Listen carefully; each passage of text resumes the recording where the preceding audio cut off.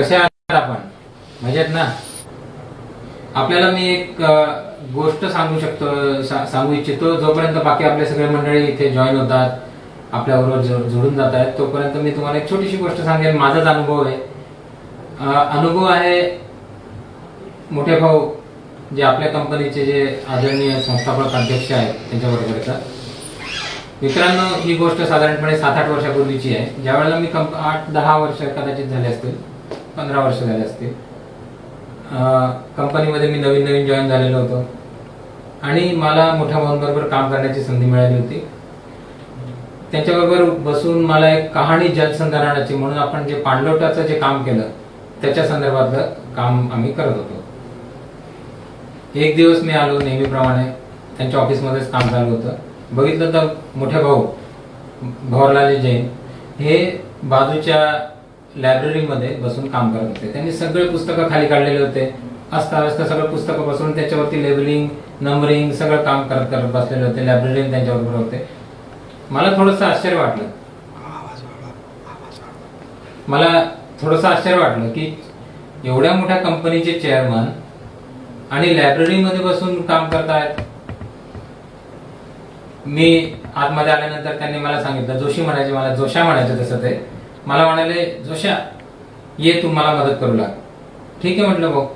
थोडीशी नाराजी माझ्या चेहऱ्यावरती त्यांना दिसली. एक इंजिनियर माणूस लायब्ररीमध्ये पुस्तकांचं काय अरेंजमेंट करायची सांगत होतो. नाराजीने का होईना त्यांना ना कसं नाही म्हणणार म्हणून मी काम करायला लागलो. झालं, दुपारपर्यंत आम्ही काम केलं. दुपारी जेव्हा आम्ही परत आमच्या कामासाठी बसलो, त्यानंतर भाऊंनी मला एक गोष्ट सांगितली. मला म्हणाले, जोशी तुला मी माझं एक सिक्रेट सांगतो, माझ्या यशाचं रहस्य सांगतो. मला अतिशय आनंद झाला. एवढा मोठा माणूस, एवढ्या मोठ्या कंपनीचे चेअरमन आणि त्यांच्या यशाचं रहस्य मला सांगायला तयार झाले. मी अतिशय म्हणजे खुर्चीत असे उडालोच. म्हणलं, सांगा भाऊ.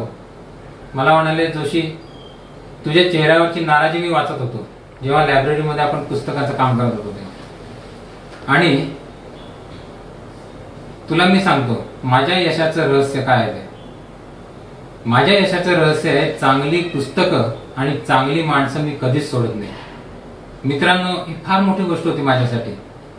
आणि मला लगेच कळलं की भाऊ पुस्तकांसाठी एवढे का धडपडत होते. चांगली पुस्तकं त्यांना सांभाळून ठेवायची होती, ती परत वाचायची होती. मित्रांनो, ही गोष्ट मी तुम्हाला का सांगतो, लॉकडाऊनच्या या काळामध्ये आज तर मी अतिशय लकी आहे, कारण आपल्यासारखे अतिशय योग्य सुयोग्य असे मित्र माझ्याबरोबर जोडले गेलेले आहेत. म्हणजे चांगली माणसं जोडल्या गेल्याचा योग मला आज मिळाला. चांगली पुस्तकं निश्चितपणे आपण वाचतच असाल. मित्रांनो, या 2 गोष्टी आयुष्यामध्ये जर केल्या, आणि आता आपल्यापाशी वेळ आहे, लॉकडाऊनचा हा काळ आहे, आपल्यापाशी वेळ आहे, आपण सर्वजण चांगली पुस्तकं वाचू शकतो. चांगल्या माणसांना अगदी इमोशनल कॉन्टॅक्ट ज्याला म्हणतात, सोशल डिस्टन्सिंग आहे, इमोशनल डिस्टन्सिंग तर नाहीये. आपण कॉन्टॅक्ट करू शकतो, त्यांच्याशी चर्चा करू शकतो. ज्यांच्याजवळ आजपर्यंत वेळ नव्हता किंवा आपल्यापाशी ज्या लोकांसाठी वेळ नव्हता त्या सर्व लोकांसाठी आपल्याला आज वेळ देता येतोय. मित्रांनो, फार मोठी गोष्ट आहे. तर याबरोबरच आजच्या आपल्या विषयाला आपण सुरुवात करूया. मला आशा आहे की आपल्यापैकी बरेच जण आता जोडले गेलेले आहेत आणि मी आपल्याला रिक्वेस्ट करू इच्छितो, विनंती आहे आपल्याला की हा जो सेमिनार आहे हा अतिशय महत्वाचे विषय आहे. 2 दिवस आपण या विषयावर बोलणार आहे. याआधी 2 दिवस हिंदीतून हे सेमिनार झालेले आहेत आणि तोच विषय आज मराठीतून आपल्या महाराष्ट्रातल्या सर्व शेतकरी बांधवांपर्यंत पोहोचण्यासाठी म्हणून आपण आज तो विषय मराठीतून मांडत आहोत. तो विषय म्हणजे ठिबक सिंचन पद्धती किंवा मायक्रो इरिगेशन सिस्टीमचं इन्स्टॉलेशन किंवा उभारणी कशी करायची. आणि उद्याच्या भागात आपण बोलणार आहोत ठिबक सिंचन पद्धतीचं मेंटेनन्स कसं करायचं. तर मित्रांनो, ठिबक सिंचन पद्धतीचं ज्यावेळेस आपण बोलतो किंवा ठिबक सिंचन पद्धतीबद्दल ज्यावेळेस विचार करतो आपण, बऱ्याचदा असं सांगितलं जातं की ठिबक सिंचन पद्धती, कदाचित आमच्या इंजिनियर कडून आपण ऐकत असाल किंवा आमचे लोक आपल्यास प्रेझेंटेशन करत असतील, आमचे ॲग्रोनॉम सांगत असतील किंवा आपण इतरत्र बघतही असाल की याच्यामुळे प्रचंड प्रमाणात फायदा झालेला दिसतोय. उत्पादनात वाढ झाली आहे, पाण्याची बचत तर डेफिनेटली आहे, खतांची बचत होते, अनेक फायदे आपल्याला दिसत आहेत. आणि नेमकं आपल्या शेतामध्ये ही संच लावला सगळ्यांचं बघून, तर त्यावेळेला हे फायदे दिसत नाहीये का. बऱ्याचदा असं वाटत असेल कदाचित आपल्याला की मला हे फायदे का नाही दिसत आहे. तर कारण आपण समजून घेण्याचा प्रयत्न करूया आज. मित्रांनो, एक सफल ठिबक सिंचन पद्धती ही 4 स्तंभांवरती आधारित आहे. 4 खांबांवरती आधारित ही सफल ठिबक सिंचन किंवा 4 महत्वाचे त्याच्यामध्ये घटक आहे ज्याच्यावरती ठिबक सिंचन पद्धतीची सफलता अवलंबून आहे. सर्वात पहिला घटक आहे उचित डिझाईन किंवा चांगलं डिझाईन. हे जे माझं प्रेझेंटेशन आहे मित्रांनो, हे हिंदी मधलं आहे आणि मी मराठीत बोलणार आहे, ज्याच्यामुळे आपण काही हिंदी बांधवांपर्यंत पण सहजपर्यंत पोहोचू शकू. तर आपण बोलतो 4 स्तंभ कोणते. तर पहिला स्तंभ आहे उचित डिझाईन, चांगल्यातलं चांगलं डिझाईन. आपल्या ठिबक संचाचं डिझाईन अतिशय योग्य असणं आवश्यक आहे. बऱ्याचदा प्रश्न असतो मनामध्ये की माझी इनलाईन, मला 16 मिलीमीटरची इनलाईन वापरू का 12ची वापरू का 20ची वापरू, कोणती वापरू, मी 4 लिटरचा ड्रिपर घेऊ, 2चा घेऊ, कोणता घेऊ, मी 50 सेंटीमीटर अंतरावर ठेवू का 40 ठेवू का 30 ठेवू, कोणता ठेवू, माझी इनलाईन ही 60 मीटर किंवा 100 फूट जाईल का 200 फूट जाऊ शकते, कशी जाणार. तर हे डिझायनरचं काम आहे. हे डिझायनर आपल्या शेताचं योग्य प्रमाणे मोजमाप करून त्याच्याप्रमाणे डिझाईन करत असतो. ठिबक सिंचन पद्धतीला आपण टेलर मेड सिस्टीम म्हणतो. टेलर माहिती आपल्याला, टेलरकडे तुम्ही जातात, शर्ट पीस घेऊन जातात, पॅन्ट पीस घेऊन जातात, त्याला म्हणतात माझ्या मापाचा शर्ट शिवून दे बाबा. तो तुमचं माप घेतो आणि त्याच्या मापाचा शर्ट तुम्हाला शिवून देतो. म्हणजे काय करतो, तुमच्या मापाप्रमाणे डिझाईन केला गेला टेलर मेड शर्ट आहे तुमचा, बरोबर आहे. असंच प्रत्येक संचाचं डिझाईन हे टेलर मेड असतं. हे आज एक 5 एकरचं क्षेत्र आहे त्याच्यासाठी असलेलं डिझाईन हे दुसऱ्या 5 एकरच्या क्षेत्रासाठी लागू होईल का, कदाचित लागू होणार नाही.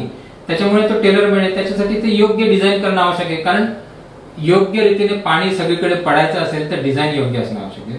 दुसरा महत्वाचा स्तंभ आहे त्याच्यामध्ये, डिझाईन योग्य असलं तरी सामग्रीची गुणवत्ता अतिशय उच्चतम गुणवत्तेचं सामग्री आपल्यापाशी असली पाहिजे.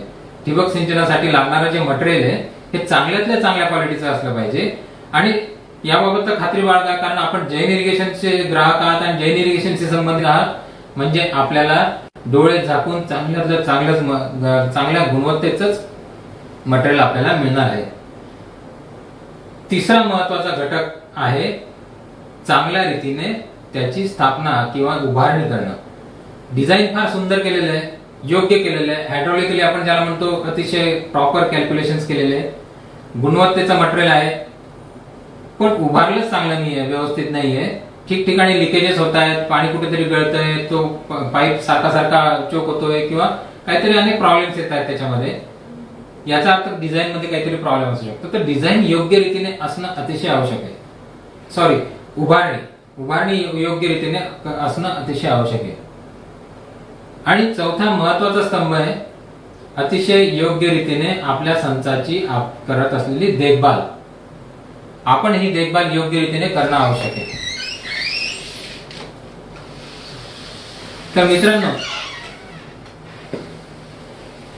ठिबक सिंचन पद्धतीचा हा आराखडा आपल्या समोर मी दाखवत आहे. हा आपल्यासाठी काही नवीन नाहीये. ठिबक सिंचन पद्धतीमध्ये कोणते कोणते घटक आहे याचा आपण विचार करू आणि या प्रत्येक घटकाचं उभारणी योग्य रीतीने कशी केली जाऊ शकते याच्याबद्दल आज आपण बोलणार आहोत.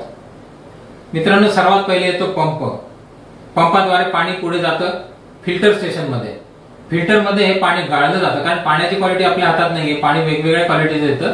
फिल्टर मध्ये हे पाणी गाळलं जातं आणि गाळून हे पाणी पुढे जातं मेन लाईन कडे. याआधी आपल्याला संचामध्ये काही खतं द्यायची असतील तर त्यासाठी फर्टिलायझर टँक किंवा वेंचुरी असे फर्टिगेशन इक्विपमेंट ज्याला म्हणतो आपण, खतं देण्यासाठीचे जे काही सामग्री आहे ते एक घटक आहे, महत्वाचा घटक आहे. त्यानंतर मेन लाईन ही सगळ्या फील्ड्सला आपलं जे क्षेत्र असतं, मोठं क्षेत्र असतं 10 एकर 20 एकरचं, त्याला आपण एकाच वेळेला भिजवत नाही.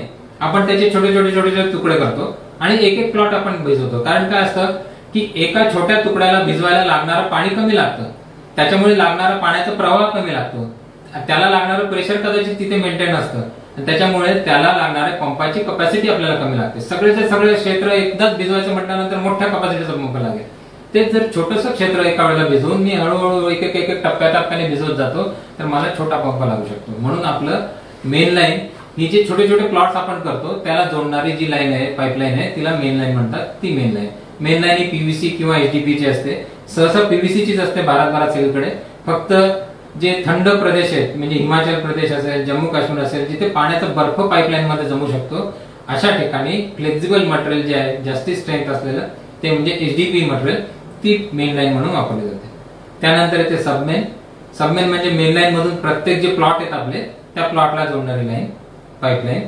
सबमेन वरती सबमेन वॉल असतो, शेवटी एक फ्लश वॉल असतो आणि तिथून मग लॅटरल निघतात सबमेन वरतून. आपले जे पिकाचं अंतर आहे किंवा दोन ओळीतलं जे अंतर आहे त्या अंतरानुसार लॅटरल्स तिथे आपण अंतरलेले असतात. तर मित्रांनो, ही थोडक्यात अगदी मी तुम्हाला ठिबक सिंचन पद्धतीमध्ये वेगवेगळे घटक कोणते आणि त्याचं महत्व थोडक्यात सांगितलंय. आता आपण विस्तारपूर्वक त्याच्याबद्दल बोलूया आणि हे बोलत असताना आपण याबद्दल पण चर्चा करूयात की याची उभारणी योग्य रीतीने कशी करणं आवश्यक आहे, काय काय छोट्या छोट्या गोष्टींची, छोट्या छोट्या बाबींची आपल्याला खात्री करणं आवश्यक आहे. मित्रांनो, हा व्हिडिओ आपण जास्तीत जास्त लोकांपर्यंत शेअर करावा, जास्तीत जास्त लोकांपर्यंत हे ज्ञान पोहोचावं ही माझी आपल्याला विनंती आहे. आता आपण मुख्य विषयाच्या मुख्य भागाकडे वळत आहोत, ते म्हणजे इन्स्टॉलेशन. सर्वप्रथम आपण ठरवलं की आपल्याला एक ड्रीप इरिगेशन सिस्टीमचं इन्स्टॉलेशन करायचं आहे. आपण डिझाईन करून घेतलेलं आहे कोणाकडून, किंवा आमच्या डीलरने किंवा आमच्या इंजिनियरकडून आपल्याला डिझाईन मिळालेलं आहे आणि आपण मटेरियल मागवलेलं आहे आणि हे मटेरियल शेतात आपल्या पोहोचलेलं आहे. तर आपल्याला काय काय बघणं आवश्यक आहे. डिझाईन सुरू किंवा इन्स्टॉलेशन सुरू करण्याच्या आधी सर्वप्रथम पहिले जे डिझाईन तुम्हाला मिळालेलं आहे ते डिझाईन कडे बघा. कशी पाईपलाईन जाणार आहे, कोणत्या मार्गाने जाणार आहे, कधी कशी टाकली जाणार आहे, किती अंतरावर टाकली जाणार आहे, कोणत्या साईजचे पाईप टाकले जाणार आहे, याचं सर्व नोंद करा. कारण हे फार महत्वाचं आहे. हे डिझाईन बरोबर तुमच्यापर्यंत आहे किंवा नाही याची खात्री करा. कारण बऱ्याचदा काय असतं, ठिबक सिंचनाचं लाईफ जे असतं, आयुष्य जे असतं 5 वर्ष 10 वर्ष असतं. आता 5 किंवा 10 वर्षानंतर पाईपलाईन कुठून गेली हे आठवणार नाही. जमिनीचं चित्र बदलून जातं. तुम्ही अजून आजूबाजूचं क्षेत्र विकत घेतलेलं असेल तर जी पाईपलाईन बांधावरून गेलेली होती ती आता मध्यभागी आलेली असणार. तर अशा वेळेला याची नोंद कुठेतरी असणं आवश्यक आहे आणि ते योग्य रीतीने डिझाईन केले गेले की नाही याची नंतर जर खात्री करायची असेल तर तुमच्यापाशी एक योग्य आराखडा, एक प्लॅनिंग, एक डिझाईन असणं आवश्यक आहे. दुसरं, मटेरियल जे आलेलं आहे ते मटेरियल योग्य, जे काही बिल ऑफ क्वांटिटी ज्याला म्हणतो आपण, जे कोटेशन तुम्हाला दिलेलं असेल त्याच्याप्रमाणे मिळालेलं आहे की नाही, कमी जास्त तर नाही आहे हे तर बघणारच तुम्ही. डेफिनेटली तुम्ही पैसे दिले म्हणजे ते बघणारच. तर मित्रांनो, हे मटेरियल व्यवस्थित आहे की नाही, म्हणजे कसं होऊन जातं की बऱ्याचदा, आता फिल्टरचं उदाहरण देतो मी तुम्हाला. फिल्टर एक जड फिल्टर असतं, सँड फिल्टर असेल कदाचित ते. हे फिल्टर फॅक्टरीमध्ये तयार होतं, योग्य क्वालिटीचं असतं, त्याच्यावर प्रॉपर पावडर कोटिंग केली जाते. त्यानंतर हे फिल्टर ज्यावेळेस तुमच्या शेतापर्यंत येतं तर बऱ्याच ठिकाणी त्याला उचलपटक केली जाते. म्हणजे फॅक्टरीतून ट्रकमध्ये चढवलं जातं, ट्रकमधून डेपोमध्ये किंवा डीलरच्या गोडाऊन मध्ये उतरवलं जातं, तिथून तुमच्या ठिकाणी उतरवलं जातं. उचलपटक करताना त्याच्यावरती स्क्रॅचेस येऊ शकतात, कुठे डॅमेज होत आहे की नाही हे बघा, याची खात्री करा. क्वालिटी मजुरांनी काही फेकले बंडल किंवा ओढले तर फाटू शकते किंवा घसरली जाऊ शकते किंवा घसरली जाऊ शकते, तर ते आहे की नाही बघा. पाईप जेव्हा फेकले असतील कदाचित चुकून तर पाईपचे सॉकेट डॅमेज झाले तर नाही ना हे बघा. याची खात्री करा की हे मटेरियल सुयोग्य रीतीने तुमच्यापर्यंत, कारण योग्य क्वालिटीचं मटेरियल योग्य रीतीनेच तुमच्यापर्यंत पोहोचलं जाणं आवश्यक आहे. त्यानंतर इन्स्टॉलेशन सुरू होईल.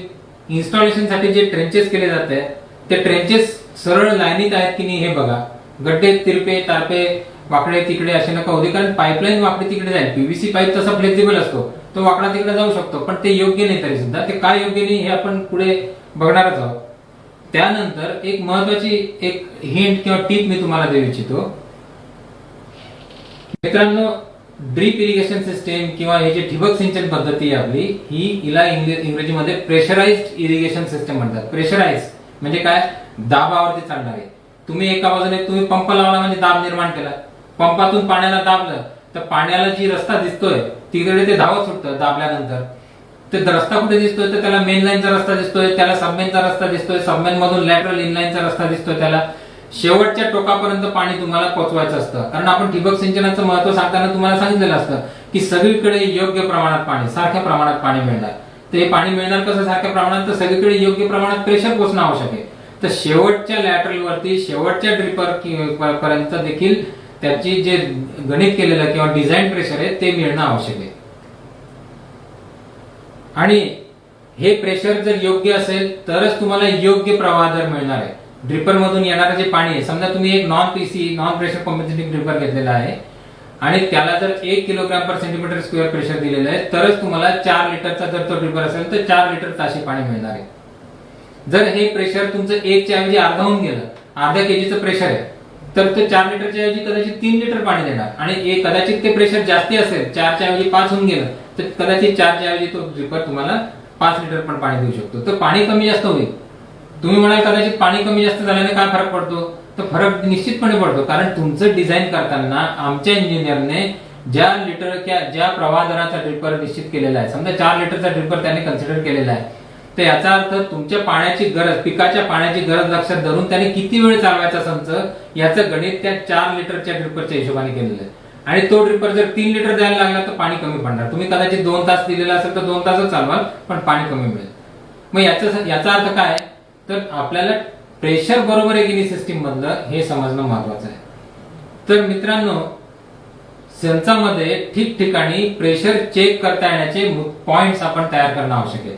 आणि कुठे प्रेशर चेक करायचं, तर आपली जी सबमेन आहे त्या सबमेनचं जे इनलेट आहे त्या इनलेट जवळ प्रेशर चेक करण्याची आवश्यकता. म्हणजे सबमेनचा जो वॉल आहे आपला, त्या सबमेनच्या वॉलच्या नंतर तुम्ही प्रेशर चेक पॉइंट तयार करू शकता. तिथे तुम्हाला जे रिक्वायर्ड डिझाईन प्रेशर आहे, सहसा ते 1.5 केजीच्या आसपास असतं, तेवढं प्रेशर असणं आवश्यक आहे. त्याच्यासाठी मित्रांनो तुम्ही हे अशा टाईपचे प्रेशर गेज अडॅप्टर्स वापरू शकता. हे अडॅप्टर्स आहेत, हे अडॅप्टर तुम्ही पाईपलाईन वरती लावू शकता. याच्यामध्ये एक डकबिल म्हणून एक रबरचं हे असतं आणि साधा हा प्रेशर गेज आणि त्याला एक निडल लावलेली आहे. हे तुम्ही खिशात घालून घेऊन ठेवू शकता. ठिकठिकाणी सबमेन जवळ गेलं, तिथे लावलं, प्रेशर चेक केलं, जे प्रेशर योग्य आहे की नाही ते बघितलं, हे काढलं, संपला विषय. हे बंद होऊन जातं, याच्यातून पाण्याचं लिकेज होत नाही. तर म्हणजे तुम्हाला खात्री होते की माझ्या सिस्टीमला जे आवश्यक प्रेशर आहे ते मिळतंय आणि त्याप्रमाणे त्या प्रेशरने सिस्टीम चालते. म्हणजे काय, तर सिस्टीमचं संचाचं स्वास्थ्य योग्य आहे की नाही, माझा ठिबक सिंचन सिस्टीम ही हेल्दी आहे की नाही याची तुम्ही खात्री करता. कारण प्रेशर योग्य असेल तर सिस्टीम योग्य रीतीने चालण्याची जवळपास खात्री असते. अजून काही अडचणी असू शकतात, पण हे प्रेशर योग्य. कारण बऱ्याचदा काय असतं की पंपाजवळ किंवा फिल्टर जवळ प्रेशर गेज दिलेलं असतं. तुम्ही म्हणाल की तिथे तर मला 2 केजीचं प्रेशर दिसतंय, पण ते 2 केजीचं प्रेशर सबमेन जवळ येतंय का कदाचित माहित नाही. कदाचित पाईपलाईन मध्ये एखादा मोठा दगड किंवा काही शेवाळ वगैरे काहीतरी अडकलेला असेल, तर मागे प्रेशर जास्ती वाढलेलं दिसतं पण पुढचं प्रेशर कमी असतं. तुम्हाला मागचं प्रेशर दिसतं पंपाजवळ किंवा फिल्टर जवळचं, ते 2 केजी दिसतं, पण पुढे कदाचित डाऊन झालेलं असेल. तर जिथे आपल्याला हवं तिथे प्रेशर चेक करा. या निडलने तुम्ही इनलाईनचं पण प्रेशर चेक करू शकता. अजून याच्याबरोबर वेगळे अडॅप्टर्स येतात, लॅटरलच्या शेवटचं प्रेशर देखील तुम्ही चेक करू शकता. तर मित्रांनो, ठिकठिकाणचं प्रेशर चेक करण्याची सवय लावा. कारण प्रेशर बरोबर आहे तर सिस्टीमची हेल्थ बरोबर आहे. आपण म्हणतो ना की डॉक्टरकडे गेले की ब्लड प्रेशर चेक करतो डॉक्टर, लावतो तुम्हाला पट्टा, हवा भरतो, चेक करतो. कारण तुमचं ब्लड प्रेशर बरोबर असेल तर याचा अर्थ तुम्ही हेल्दी आहात. तुमचं सिस्टोलिक डायस्टोलिक 120-80 असेल तर याचा अर्थ तुम्ही हेल्दी आहात. याच्यामध्ये काही चढ उतार व्हायला लागला याचा अर्थ काय की कुठेतरी तुमची रक्तनलिका जी आहे, लॅटरल म्हणू आपण त्याला, ट्युबिंग म्हणू, त्या कुठेतरी चोक होत आहेत, काहीतरी प्रॉब्लेम होत आहेत, किंवा तुमचा पंप बरोबर काम करत नाही, हार्ट तो कमी जास्त प्रमाणात पाणी किंवा रक्त मध्ये पुढे ढकलतोय. तर या गोष्टीची खात्री करणं आवश्यक आहे. याच्यासाठी ठिकठिकाणी आपण प्रेशर चेक पॉइंट्स संचामध्ये उभे करणे आवश्यक आहे. मित्रांनो, एक दुसऱ्या बाबीबद्दल मला अजून एक इथे चर्चा करायची होती. ड्रिपरची योग्य जागा किंवा सुयोग्य जागा. जेव्हा तुम्ही संचाची उभारणी करत असाल आणि तुमचं कदाचित हॉर्टिकल्चरल प्लांट्स असतील, फळबाग असेल, तर तिथे बऱ्याचदा तुम्हाला एक 4-5 ड्रिपर आजूबाजूने लावावे लागतात. आणि बऱ्याचदा आम्ही बघितलेलं आहे की शेतकऱ्यांची मानसिकता ही असते की त्याला हे मनातून पटलेलं नसतं की ठिबक सिंचनातून जे काही संचातून जे पाणी दिलं जाईल ते योग्य रीतीने दिलं जाईल, योग्य सगळ्या मुळांना पाणी पोहोचेल असं कदाचित वाटत नसतं. ते काय करतात की आज इथे पाणी दिलं, उद्याला थोडंसं सरकवून इकडे पण पाणी देऊन देतो बघ, किंवा एखाद्या वेळेला कोणाची पाय लागून जातो त्याच्यामुळे इकडे असलेला ड्रिपर दुसरीकडे चालला जातो. तर ड्रिपर तर इकडून तिकडे गेला, तो 4 लिटर तर 4 लिटरच देणार आहे, त्याच्याने काय फरक पडतो.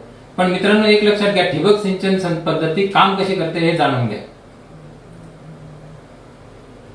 पाणी नेहमी कमी क्षारतेकडून जास्ती क्षारतेकडे धावतं, याला ऑस्मॉसिस म्हणतात. तर याचा इथे काय संबंध, तर ज्या वेळेला तुम्ही संचातून पाणी देतात त्यावेळेला तुमच्या झाडांची जी मुळं असतात त्या झाडांच्या मुळामध्ये क्षार असतात. बऱ्याचदा म्हणतात ना की डॉक्टर लोक सांगतात की मुळा बीपीचं पेशंट असेल तर मुळा खाऊ नको, कारण बाबा मुळामध्ये क्षार जास्ती आहे. क्षार जास्ती असलेलं बीपीला चालत नाही. तर झाडाच्या मुळांमध्ये नॅचरली क्षार जास्ती असतात आणि त्याच्यामुळे काय होतं की जमिनीतलं पाणी जे आहे, कमी क्षारतेचं जे पाणी आहे, कमी जमिनीमध्ये जर क्षार कमी असतील तर पाणी सहजपणे तुमच्या अधिक क्षारतेकडे म्हणजे झाडाच्या मुळाकडे सरकायला लागतं, जायला लागतं. याला ऑस्मॅसिस म्हणतात. आपण आरो ऐकलेलं असेल, आरो फिल्टर वापरतात बरेच जण, आरोचं पाणी पितात. आरो म्हणजे काय की ऑस्मॅसिसचा उलट म्हणजे रिव्हर्स ऑस्मॅसिस. रिव्हर्स ऑस्मॅसिस म्हणजे आरो. तर आरो म्हणजे उलट दिशेने पाणी जास्ती क्षारतेकडून जबरदस्तीने पुढे ढकलणं, हे याला ते म्हणतात. पण ऑस्मॅसिस म्हणजे कमी क्षारतेकडून अधिक क्षारतेकडे. आता याचा इथे काय संबंध किंवा ड्रिपरच्या जागेशी काय संबंध, तर ज्या वेळेला जर तुमच्या असं जमिनीमध्ये क्षाराचं प्रमाण जास्त असेल आणि ज्यावेळेला तुम्ही ड्रिप सिस्टीम लावतात, ड्रिप सिस्टीम जर क्षारपट जमिनींसाठी सर्वात योग्य उपाय म्हणजे ड्रिप इरिगेशन सिस्टम आहे. सिंचनासाठीचा सर्वात योग्य उपाय म्हणजे ड्रिप इरिगेशन सिस्टम आहे. कसा, तर ज्यावेळेला तुम्ही ड्रिपर मधून पाणी देतात त्यावेळेला ड्रिपर मधल्या पाण्याबरोबर जमिनीतले क्षार विरघळतात आणि हळूहळू ते ड्रिपरचा जो एक मटक्यासारखा एक शेप तयार होतो, वेटेड एरिया म्हणतो ज्याला, त्याच्यातून ते बाहेर जातात आणि बाहेरच्या बाजूला त्याचं कॉन्सन्ट्रेशन होतं. म्हणजे क्षार आपण मुळांपासून बाहेर ढकलतो. आणि ही मुळं जी आहेत ना कोणत्याही झाडाची, त्याला माहिती आहे की पाणी कुठे मिळतंय. त्याच्यामुळे जो वेटेड एरिया तयार होतो त्याच भागामध्ये मुळांची वाढ सुरू होते. मुळं तिथे पसरायला लागतात आणि त्यांना तिथून पाणी घ्यायचं असतं. ठिबक सिंचन पद्धतीमध्ये तुम्हाला हे गरजेचं नाही की मुळांचं सगळं प्रक्षेत्र जे आहे ते भिजलं पाहिजे. त्याचं 50-60% जरी क्षेत्र भिजलं तरी सुद्धा ते झाड पाणी घेऊ शकतं. मित्रांनो, हे लक्षात घ्या की देवाने आपल्याला 2 हात दिलेले, म्हणजे दोघी हाताने जेवलं पाहिजे का? नाही. आपण एका हाताने जेवून सुद्धा पोट भरतं. तर तसंच आहे, झाडाच्या मुळांना ज्या एरियात पाणी मिळालं तिथून ते पाणी घेऊन झाडाची पाण्याची गरज भागवू शकतात. म्हणून जो वेटेड एरिया आहे तुमचा तयार झालेला, जो मटक्यासारखा एक क्षेत्र तयार होतो, ओलावा जो तयार होतो, ओलावाचा भाग, तेथे झाडाची मुळं पोचलेली असतात. आणि उद्याला तुम्ही ड्रिपरची पोझिशन बदलवली तर तो जो वेटेड एरिया आहे तो दुसरीकडे तयार होईल. आता झाडाची मुळं तर काही लगेच तिकडे जाऊन तिकडून पाणी घ्यायला सुरुवात करू शकत नाही. आणि दुसरं काय होतं, एक तर म्हणजे पाणी कमी पडायला लागलं झाडाला, जिथे पाणी पाहिजे तिथे दिलं जात नाही. दुसरं, तिथे जिथे ठेवलेलं आहे तिथे त्यांनीच परत क्षारांना बाहेर ढकललं आणि हे जे ढकललेले क्षार आहे हे जिथे मुळं होते तिथे येऊन जातात. इथे चित्र तुम्ही बघत असाल की मुळांच्या परिक्षेत्रात ते क्षारचा भाग येऊन जातो आणि क्षार वाढले म्हणजे मुळांना पाणी घ्यायला तकलीफ सुरू झाली, त्रास सुरू झाला. तर हे महत्वाचं आहे की ड्रिपरची पोझिशन, म्हणजे आपण काय बोललो की तुमच्याजवळ तुमचं जे सिंचनाचं जे उभारणी करायची तर तुमचे आराखडा असला पाहिजे, तुमच्याजवळ प्रॉपर प्लॅनिंग असलं पाहिजे, मटेरियलची क्वालिटी तुम्ही तपासून घ्या, ट्रेंचेस व्यवस्थित झालेले की नाही हे बघा, योग्य अंतरावर झाले की नाही त्याच्याबद्दल अजून आपण बोलणार आहोत. प्रेशर चेक पॉइंट तुमच्या संचामध्ये असले पाहिजे आणि ड्रिपरची जागा ही योग्य जागी असली पाहिजे. त्याच्यानंतर महत्वाचा एक घटक जो होतो किंवा ज्याची सुरुवात ठिबक सिंचनाची जिथून होते तो म्हणजे पंप. या पंपाचं इन्स्टॉलेशन सुद्धा फार महत्वाचं आहे. पंप 2 प्रकारचे जास्तीत जास्त पंप आपण वापरतो. एक म्हणजे सरफेस पंप, ज्याच्यामध्ये सेंट्रिफ्युगल पंप आपण वापरतो, सरफेस मोनोब्लॉक किंवा कपल्ड पंप असू शकतात. आणि नंतर दुसरा पंप आहे सबमर्सिबल पंप, बोरवेल किंवा इतर याच्यासाठी. इतरही काही पंप आहेत, फ्लोटिंग पंप्स असतील किंवा जेट पंप्स असतील, इतर बरेच पंप आहेत. पण जास्तीत जास्त वापरले जाणारे हे 2 पंप आहेत. पंपाची ज्यावेळेस उभारणी करतात, ज्यावेळेला तो सरफेस पंप असेल तर त्याचा जो सक्शन पाईप आहे तो योग्य लांबीचाच असला पाहिजे. तो खूप लांब खूप अंतरावर घेतला तर तो सक करू शकत नाही. तो 20 फुटापेक्षा जास्ती नको त्याची सक्शन डेप्थ. जर तुमची विहिरीची डेप्थ जास्ती असेल तर तुम्हाला टप्पा करावा लागतो, हे तुम्ही करतातच, ते तुम्ही जाणतातच. त्यानंतर सक्शन योग्य कपॅसिटीचा योग्य साईजचा असला पाहिजे. त्याच्यामध्ये जे रिकमेंड केलेले पंप मॅन्युफॅक्चररने त्याप्रमाणेच करा. सक्शन पाईप जोडताना शार्प टर्न घेऊ नका किंवा असा तिरपा टाकू नका, त्याला सरळ येऊ द्या खाली. जर टर्निंग करायचं असेल तर लॉंग एल्बो वापरा, स्मूथ टर्निंग द्या, ज्याच्यामुळे फ्रिक्शनल लॉसेस कमी होतील. हे लॉसेस कमी करणं आवश्यक आहे पंपामध्ये, कारण पंपासाठी तुम्ही पैसा मोजलेला आहे. एक समजा तुम्ही 5 HP चा पंप घेतला आणि 4 HP चं काम त्याच्याकडून करून घेणार असाल तर मग तुम्ही 1 HP चे पैसे वाया घालवल्यासारखं आहे. तर 4 HP चं काम केव्हा करेल, जर त्याला सक्शन करायला त्रास होत असेल. 5 HP च्या पंपाला जर सक्शन मध्ये काही अडथळे असतील तर याचा अर्थ तिथे लॉसेस होतात आणि तो पाणी कमी सक करतोय.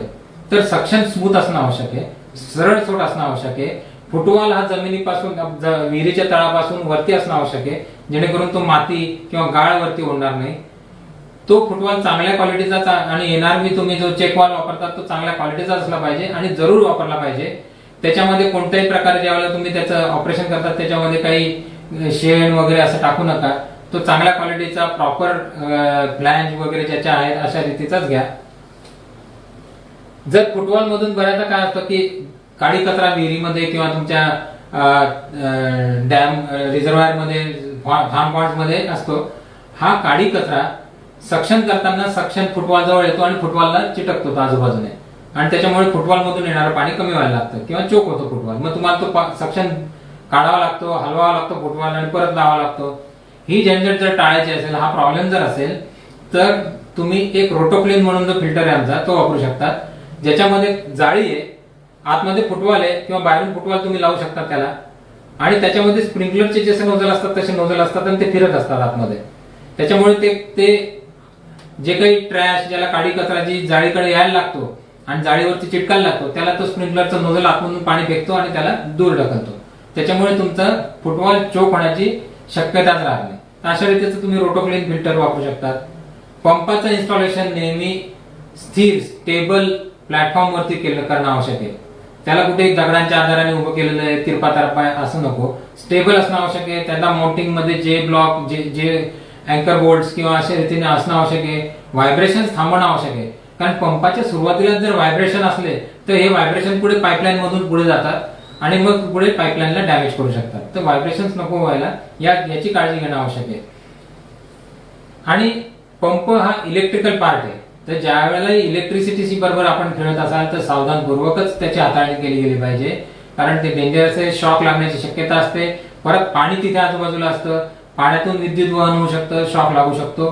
तर तिथे इलेक्ट्रिकल जे कनेक्शन करतात आपण त्याच्यामध्ये कोणत्याही प्रकारचं कॉम्प्रोमाइज करू नका, कोणतेही ओपन जॉईंट्स लावू नका. प्रॉपर जॉईंट असणं आवश्यक आहे, प्रॉपर कनेक्शन असणं आवश्यक आहे. कुठेही शॉक लागेल कोणालाही अशा रीतीची शक्यताच ठेवू नका. तर मित्रांनो, ही आहे पंपाच्या बद्दल आपण बोललो. दुसरा घटक जो आहे हायड्रोसायक्लोन फिल्टर. हायड्रोसायक्लोन फिल्टर कुठे वापरतो आपण? हायड्रोसायक्लोन फिल्टर जर तुमच्या पाण्यामध्ये रेती, माती किंवा पाण्यामध्ये सेटल होणार किंवा खाली बसणार जे आहे केलं तर पाण्यामध्ये जे काही बसतं असे पार्टिकल्स काढण्यासाठी आपण हायड्रोसायक्लोन फिल्टर वापरतो. मित्रांनो, हायड्रोसायक्लोन फिल्टर एक सिंपल फिल्टर आहे. त्याच्यामध्ये कोणत्याही प्रकारची जाळी, रेती असं काही नाही. त्याच्यामध्ये फक्त पाणी आतमध्ये येतं, जोरात गोल फिरतं आणि बाहेर जातं. पाणी गोल फिरल्यामुळे आतमध्ये एक भोवरा तयार करतो आपण. एक भोवरा तयार झाल्यामुळे जे काही भोवऱ्यामध्ये जे काही अडकतं, मातीचे कण, रेतीचे कण, ते सगळे बाजूला सरकतात आणि खालच्या बाजूला सरकायला लागतात आणि खालतून त्यांना वरती येता येत नाही परत. आणि वरच्या बाजूला स्वच्छ पाणी असतं, ते स्वच्छ पाणी कायम आपल्या संचाकडे जातं. आणि हे जे खालच्या बाजूला जमा झालेले रेतीचे कण, मातीचे कण आहे, हे आपण एक सँड कलेक्शन चेंबर म्हणून जे असतं खालती तिथे असतं. तर मित्रांनो, हायड्रोसायक्लोन फिल्टरची उभारणी करताना तो स्थिर सपोर्ट वरती उभा आहे याची काळजी घ्या. तो हँगिंग नको, खालच्या बाजूला दगडांवरती नुसता ठेवलेला आणि तो दगड लूज आहे आणि पाईपलाईन वरती लोड येऊन जातोय किंवा तिरपा लागलाय असं नको. तो सरळ हवा, योग्य रीतीने उभा हवा, स्टेबल सपोर्ट हवा. त्याचं जे सँड कलेक्शन चेंबर आहे, हा जो पार्ट इथे दाखवतोय मी, हा सँड कलेक्शन चेंबर हा ऍक्सेसिबल हवा. म्हणजे काय, तर तिथे तुम्हाला ड्रेन वॉल असतो तो उघडून साफ करता येणं शक्यता हवी. म्हणजे मी बऱ्याचदा काही ठिकाणी हायड्रोसायक्लोन फिल्टरचे मी इन्स्टॉलेशन बघितलेले आहे. तर हे जे सँड कलेक्शन चेंबर आहे हे खड्ड्यामध्ये असतात, खालती खड्डा करून, कारण पाईपलाईनच्या उंचीचा अंदाज आलेला नसतो. सायक्लोन फिल्टर लावून देतात आणि नंतर मग अरे हे कसं लावायचं, हे तर बसत नाही, मग खालतीच खड्डा करून टाका म्हणजे बसून जाईल. पण त्या खालच्या खड्ड्यामधून तुम्हाला ड्रेन वॉल उघडता येत नाही. सँड चेंबर उघडून रेती जर बाहेर काढायची असेल तर ती करता येत नाही आणि तिथून काढणं अतिशय आवश्यक आहे. कारण सँड कलेक्शन चेंबर मधून जर तुम्ही रेती बाहेर काढली नाही तर हळूहळू त्याच्यामध्ये रेती भरत जाणार आणि एक वेळ असेल की सँड कलेक्शन चेंबर पूर्णपणे भरणार, रेतीला खालती बसायची जागाच उरली नाही, रेती वरती तर जाऊ शकत नाही कारण मध्ये भोवरा तयार झालेला आहे. तो भोवरा काहीच कशालाच वरती जाऊ देत नाही आणि त्याच्यामुळे ती रेती तिथेच फिरत राहते आणि तिचे प्रमाण वाढत जातं आणि हळूहळू मग ती हायड्रोसायक्लोन फिल्टरला घासायला सुरुवात करते आतून आणि मग छिद्र पडतात, इरोजन होतो किंवा करोजन सुरू होतं.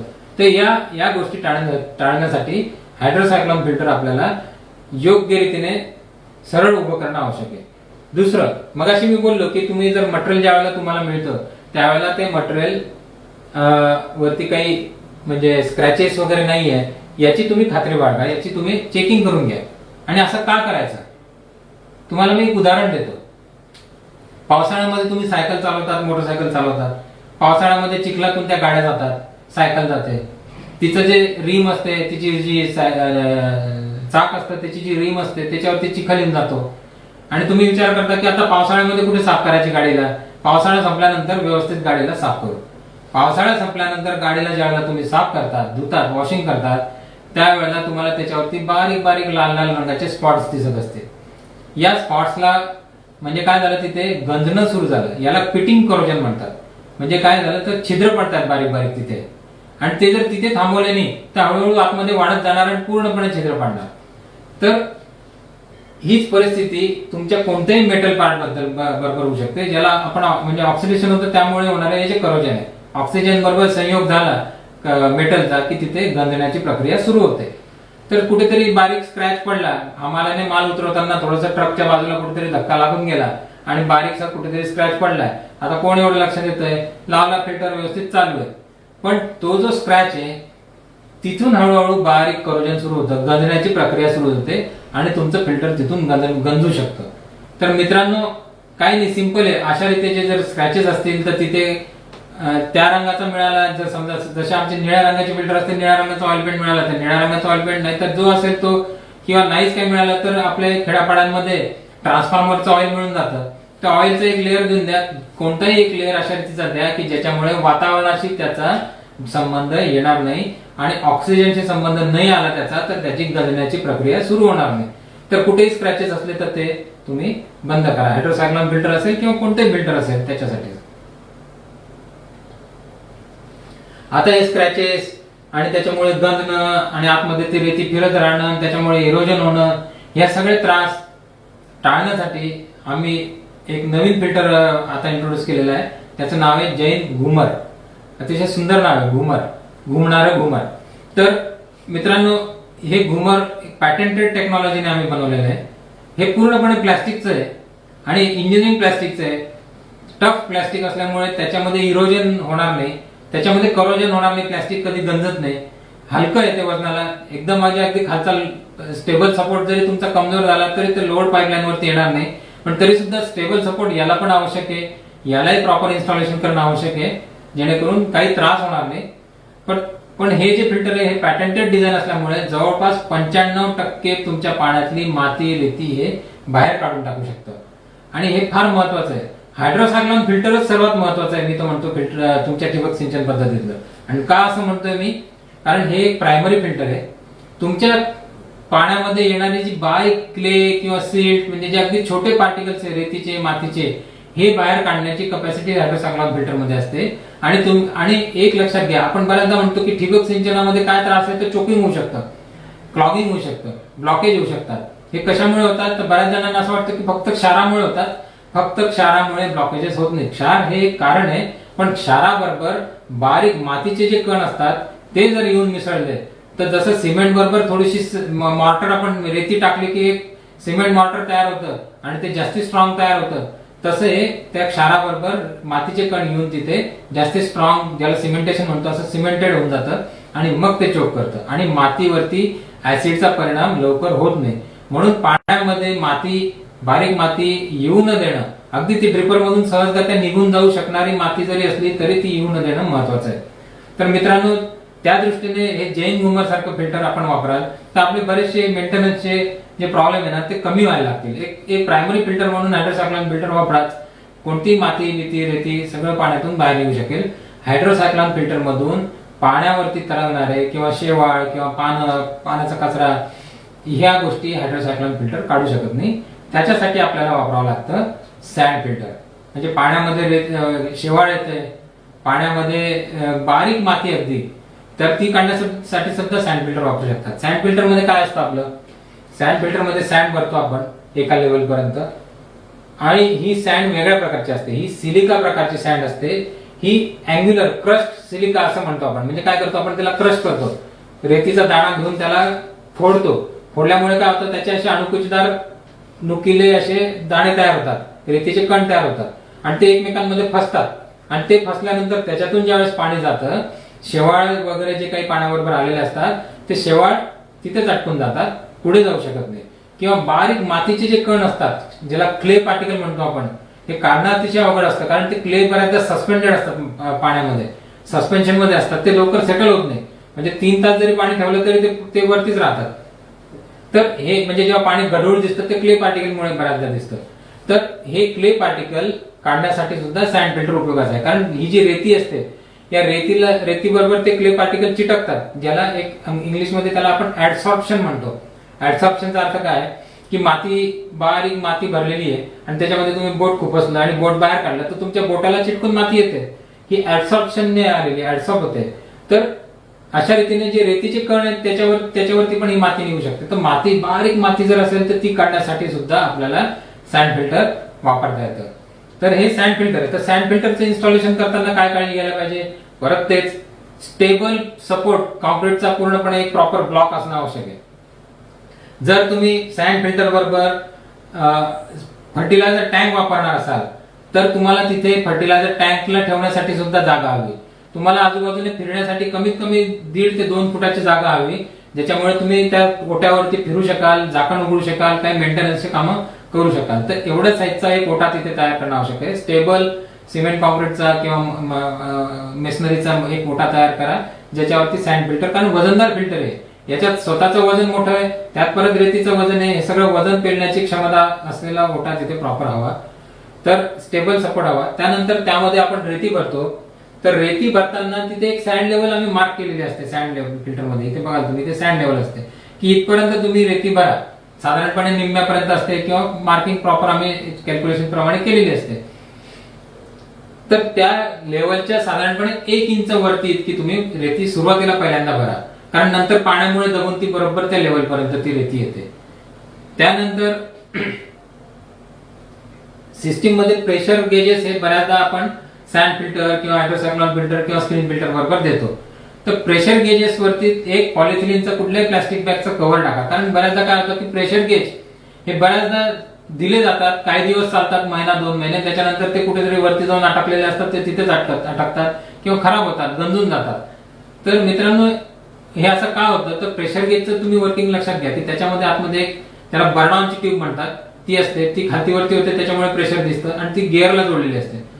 प्रेशर गेजला कंटिन्युअस ओपन ठेवलं आणि पाण्यात कदाचित पंपाचे व्होल्टेज कमी जास्त झाल्यामुळे किंवा कोणत्याही कारणामुळे जर प्रेशरचे झटके आले किंवा सिस्टीम बंद केली, सडनली कोणीतरी वॉल्व बंद केला, तर जो एक हॅमरिंग इफेक्ट येतो, त्याच्यामुळे प्रेशर गेज गिअर मधून सटकलं, त्याचं बर्नॉन गिअर मधून सटकलं तर तो जिथे आहे तिथेच अटकतो किंवा गंजतो, पाणी आतमध्ये शिरतं कुठून तरी आणि मग खराब होतं आतमधलं.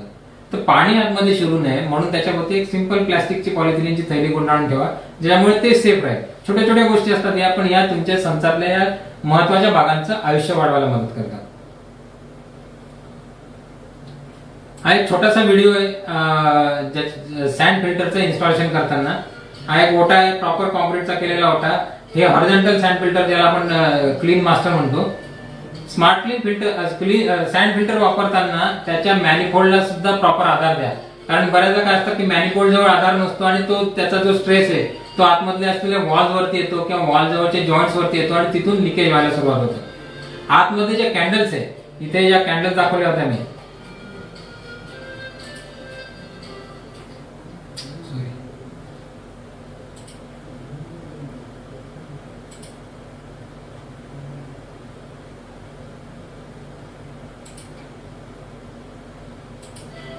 या ज्या कॅन्डल्स आहे मित्रांनो, यातमधल्या कॅन्डल्स सुद्धा इन्स्टॉलेशन करताना बरोबर जागच्या जागी आहे की नाही. या कॅन्डल्स म्हणजे काय, प्लास्टिकचे स्क्रीन्स असतात आणि त्याच्यातून रेती बाहेर जाणार नाही, पण पाणी तुमचं गाळलेलं जाऊ शकतं, अशा रीतीने त्यांना डिझाईन केलेलं असतं. साधारणपणे 0.3 mm ते 0.5 mm त्याच्या स्लिट साईज असतात आणि या कॅन्डल बरोबर लावल्या गेलेल्या आहे की नाही. कदाचित एखादी कॅन्डल तुटलेली तर नाही लावताना, बारीक तिथे क्रॅक तर नाही आहे, या सगळ्याची खात्री करून घ्या, कारण जर कॅन्डल आतमध्ये तुटलेली असली तर कॅन्डल मधून सगळी रेती पुढे तुमच्या स्क्रीन फिल्टर किंवा कुठेतरी संचामध्ये जाऊ शकते. म्हणून कॅन्डल पहिले लावून रेती ओतण्याच्या आधी चेक करून घ्या की कॅन्डल्स बरोबर आहेत की नाही, स्क्रीन कॅन्डल्स.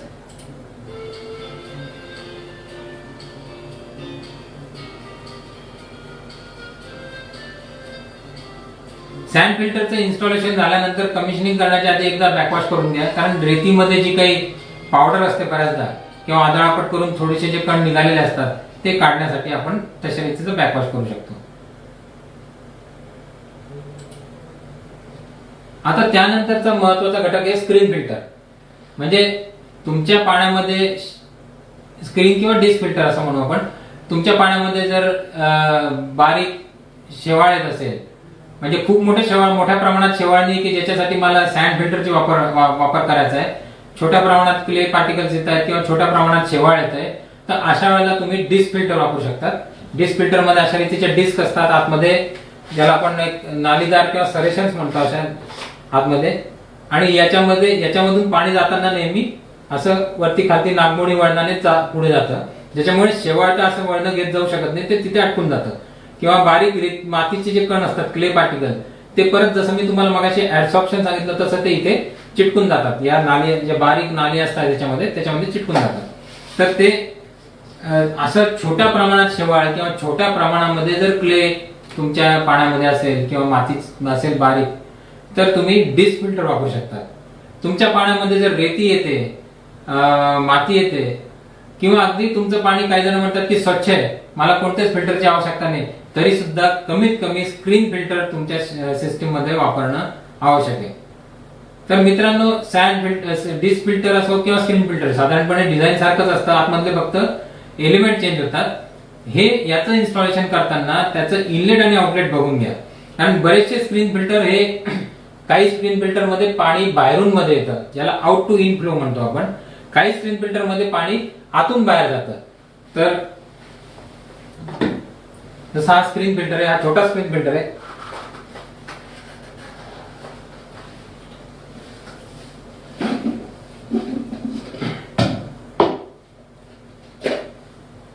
तर याच्यामध्ये जाळी बाहेरच्या बाजूने, पाणी बाहेरून मध्ये येणार, याला आउट टू इन म्हणणार, बरोबर. आता आपले जे स्मार्ट क्लीन फिल्टर वगैरे आहेत त्याच्यामध्ये जाळी आतून असते आणि आतून पाणी आतमध्ये येतं, आतून बाहेर जातं, म्हणजे तो इन टू आउट झाला. ती इन टू आउट एक फिल्टर का आउट टू इन हे चेक करा. त्याची इनलेट आणि आउटलेटची जी डायरेक्शन आहे ती चेक करा. जसा हा फिल्टर आहे, याच्यामध्ये इथे एक एरो दाखवलेला आहे इथे की पाणी इकडून येणार, फिल्टर मध्ये जाणार, बाहेरून फिल्टरच्या बाहेरून येणार, फिल्टरच्या मध्ये शिरणार, गाळलं जाणार आणि पुढे संचामध्ये जाणार पाणी, म्हणजे हा झाला आउट. हा फिल्टर मी उलटा लावला तर काय होईल, पाणी इथे येणार, पाणी याच्यातून मध्ये घुसणार जाळीतून, जाळीवरती दबाव आणणार, जाळीला कदाचित तोडून टाकेल ते जास्ती जर दबाव आला तर, आणि मग पुढे ते पाणी जाणार. तर असं होऊ नये म्हणून आपल्याला फिल्टरची जी डायरेक्शन आहे इनलेट आउटलेटची ती योग्य रीतीने आहे किंवा नाही हे चेक करून घेणं आवश्यक आहे. त्याच्यानंतर कोणतेही जॉईंट जे आहे मेटल फिल्टर मध्ये खास करून गास्केट्स लावलेले असतात किंवा रबर रिंग्स असतात, तर तिथे खूप ओव्हर टायटनिंगची गरज नसते. जे आपण टी हँडल देतो तर तिथे खूप ताकदीने दाबून लावण्याची गरज नसते. म्हणजे टेक्निकली तिथे तुम्ही 80 न्यूटन पर मीटरच्या वरती तुम्ही टॉर्क लावू शकत नाही, पण अदरवाईज देखील तुम्ही समजून घ्या की त्याला हलक्या हाताने तुम्ही टाईट करायचं आहे. खूप हेवी ताकदीने टाईट नका करू, नाही तर मग जी गास्केट आहे ती कापली जाऊ शकते किंवा बाहेर सरकते आणि तिथून लिकेज होण्याचे चान्सेस असतात. तर हे अशा रीतीने तुम्ही स्क्रीन फिल्टरचं इन्स्टॉलेशन करू शकतात. ड्रेन वॉल अशा रीतीने पाहिजे की त्याच्याने तुम्हाला इझिली फ्लश करता येईल आणि स्क्रीन फिल्टर मध्ये पाणी साठवून राहणार नाही. म्हणजे ड्रेन वॉलची पोझिशन अशा रीतीने करा की त्याच्यातलं पाणी सगळं पाणी बाहेर निघून जाईल. त्याची पोझिशन प्रॉपर असली पाहिजे, तुम्हाला ऍक्सेसेबल असले पाहिजे. म्हणजे असंही कुठेतरी लावतात काही जण की तिथे ड्रेन वॉल खालच्या बाजूला असतो, तिथे हातही घालता येत नाही. तर असं नका करू, प्रॉपर हात जाईल, ऍक्सेस होईल तुम्हाला अशा ठिकाणी लावा. कारण ड्रेनिंग करणं, क्लिनिंग करणं हे तुमच्या रोजच्या रोज ऍक्टिव्हिटीमध्ये सिस्टीमच्या मेंटेनन्स मध्ये आवश्यक आहे. ते आपण आता बघणार आहोत. हा एक दुसरा फिल्टर आहे ज्याला आपण इन टू आउट म्हणत होतो, तर स्मार्ट क्लीन प्रकारचा हा फिल्टर आहे. बऱ्याचदा काय होतं की या टाईपचे जे स्क्रीन फिल्टर तुम्ही घेतात ते स्क्रीन फिल्टर मध्ये काही वेळानंतर स्क्रीनवरती काही घाण जमा झाली, चोक झालं, तुम्हाला हे बंद करा, सिस्टीम बंद करा, स्क्रीन बाहेर काढा, स्क्रीनला साफ करा, परत आतमध्ये टाका, लावा, सिस्टीम चालू करा. म्हणजे काय झालं तर जवळपास 15-20 मिनिटं अर्धा तासाचा वेळ गेला ज्या ठिकाणी एक 6, 5, 6 तास 8 तास इलेक्ट्रिसिटी असते तिथे अर्धा तास दर 3 तासानंतर अर्धा 1 तासाचा वेळ स्क्रीन साफ करण्यात घालवायला शेतकऱ्यांना आवडत नाही. तर अशा ठिकाणी ऑनलाईन क्लिनिंगची सिस्टीम सुविधा असलेला हा जो स्मार्ट क्लीन फिल्टर आहे ज्याच्यामध्ये तुम्हाला जाळी बाहेर काढावी लागत नाही, स्क्रीनचा सरफेस एरिया मोठा असतो, तो लवकर चोकही होत नाही, चोक झाला तरी तो इमिजिएटली आपोआप त्याचा बॅकफ्लश चालू करतो. अशा रीतीचा हा फिल्टर आहे.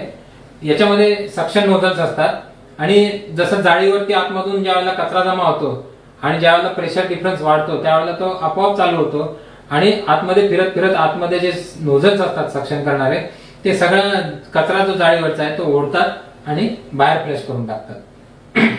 आता या फिल्टरचं इन्स्टॉलेशन करताना तुम्हाला ऑफकोर्स इनलेट आउटलेट तर तुम्ही बघूनच घेणार, प्रॉपर स्टेबल सपोर्ट करणं. हा हेवी फिल्टर हा स्टेबल सपोर्टने उभा असणं आवश्यक आहे. हा तिरपा वगैरे नको. याच्यामध्ये पिस्टन वगैरे ते प्रॉपर ऍक्सेसिबल हवे. जाळी काढतानाची योग्य जागा तुम्हाला मिळेल कारण याची लांब जाळी असते की बाहेर ओढून काढावी लागते. जर तुम्ही अशा एखाद्या छोट्याशा कंजस्टेड पंप रूम मध्ये त्याला लावलं आणि बाहेर जाळी काढायची जागा उरली नाही तर तिथून तुम्हाला त्रास होऊ शकतो. तर जाळी काढा, कारण जाळी जरी काढायची गरज नसली तरी पण आम्ही रिकमेंड करतो की 2-3 महिन्यानंतर हळूहळू तुम्ही जाळी काढा. आणि का काढा? कारण काय असतं की पाण्यातले रेतीचे कण, मातीचे कण ते हे काढणार स्मार्ट क्लीन फिल्टर. जोर सिस्टीम चालू आहे तोवर प्रॉब्लेम नाही, पण ज्या वेळेला संच बंद होतो आणि पाण्यामध्ये जर क्षार असतील तुमच्या आणि हे क्षार या फिल्टर मध्ये आहे, हळूहळू पाण्याचं बाष्पीभवन होतं किंवा पाणी पुढे सरकून गेलं आणि सुकल्यानंतर पाण्यामधले क्षार या जाळीवरती येऊन बसतात. हे जाळीवरचे क्षार जे आहे हे सक्शन मध्ये, कारण सिमेंटेशन सारखं व्हायला लागतं तिथे, जसं आपण मगाशी म्हटलं की ते कडक व्हायला लागतात. हा ते सक्शन मध्ये ते एवढे ओढले जाणार नाही कदाचित. तर 3-1 महिन्यानंतर रिकमेंड करतो आम्ही की त्याला बाहेर काढा, साफ करा व्यवस्थित आणि परत आतमध्ये टाका, ज्याच्यामुळे तुमचं फिल्टर व्यवस्थित चालेल. तर हे झालं स्मार्ट क्लीन फिल्टर बद्दलचं. मित्रांनो, आता एका अजून महत्वपूर्ण विषयाकडे आपण वळूया, ते म्हणजे वेंचुरी किंवा खत देण्यासाठीची जी काही सामग्री आहे तुमच्या संचातली ती. तर खत देण्यासाठी आपण वापरतो वेंचुरी, फर्टिलायझर टँक, त्याच्यानंतर काही हायड्रोलिकली ऑपरेटेड पंप असतात आणि इलेक्ट्रिकली ऑपरेटेड पंप्स असतात, म्हणजे मीटरिंग पंप किंवा डोसिंग पंप ज्याला म्हणतो आपण, किंवा अतिशय अद्ययावत असे EC pH सेन्स करून खताच्या गरजेप्रमाणे खत देणारे जे हे असतात इक्विपमेंट्स असतात, न्यूट्रिकेअर सारखे किंवा मिक्सर मशीन्स असतात, प्रेसिंग मिक्स सारखे. ते वेगवेगळे खत देण्याचे यंत्रणा आहेत. याच्यामध्ये वेंचुरी ही सर्वात पॉप्युलर आहे.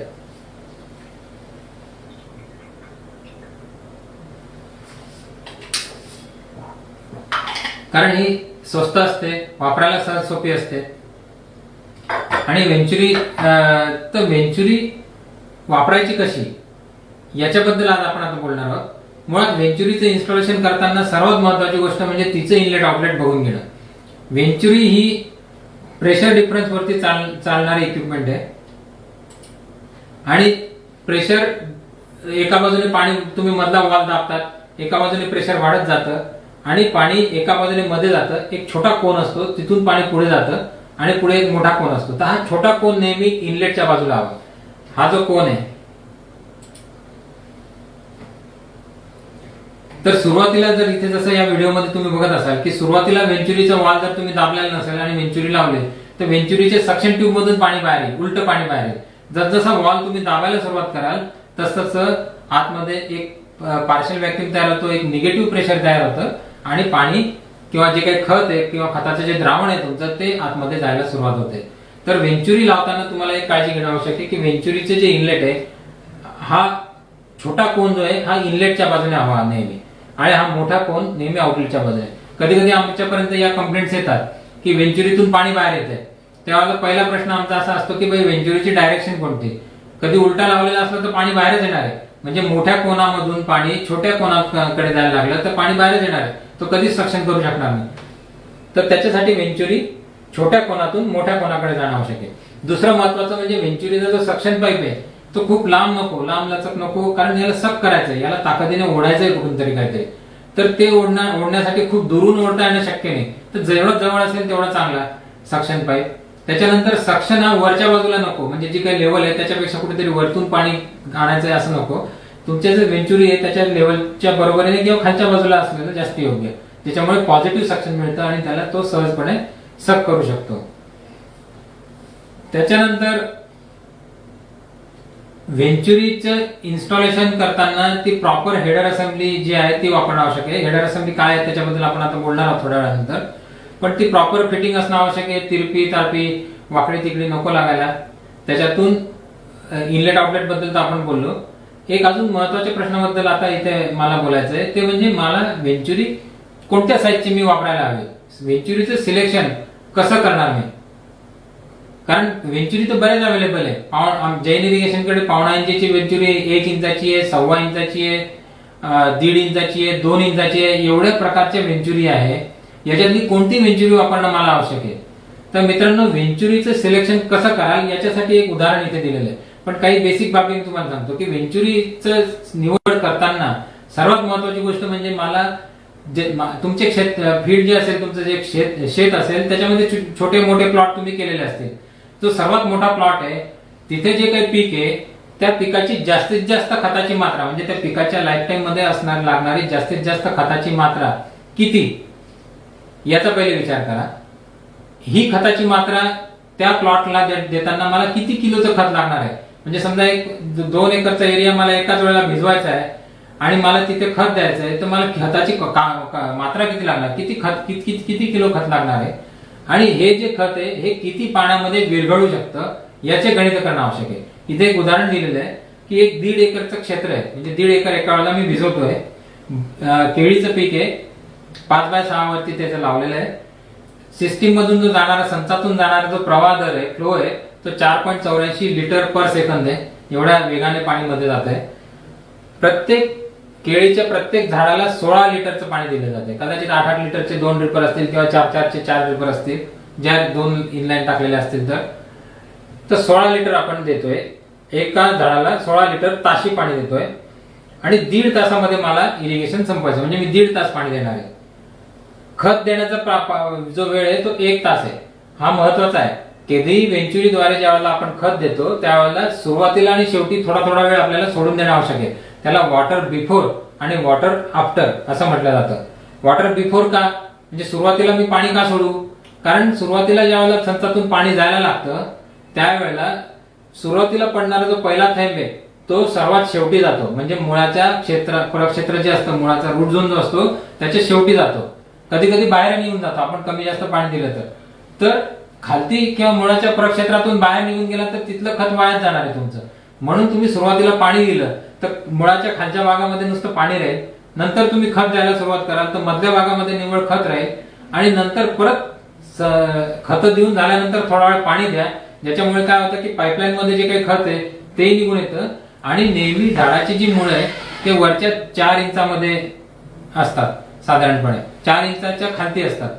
तर वरून 4 इंच तुम्हाला खत देण्याची इमिजिएटली काही गरज नाही. बरे वरती जरी खत पडलेलं असलं तर कधीतरी ते खाली मिळणार, पण इमिजिएटली मिळणार नाहीये. म्हणून तुम्ही नंतर फक्त पाणी द्या, ज्याच्यामुळे वरती असलेलं खत सुद्धा खालती सरकेल आणि जे खत तुम्ही देता ते एका भागामध्येच राहतील. तर मित्रांनो, जर हे उदाहरण जे मी तुम्हाला देतोय की याच्यामध्ये आपण विचार करत होतो की मला 1.5 तासात इरिगेशन करायचंय, त्याच्यातलं 1 तासामध्ये म्हणजे 15-15 मिनिटं दोघी बाजूने सोडून देतोय आणि 1 तासामध्ये मला खत द्यायचंय.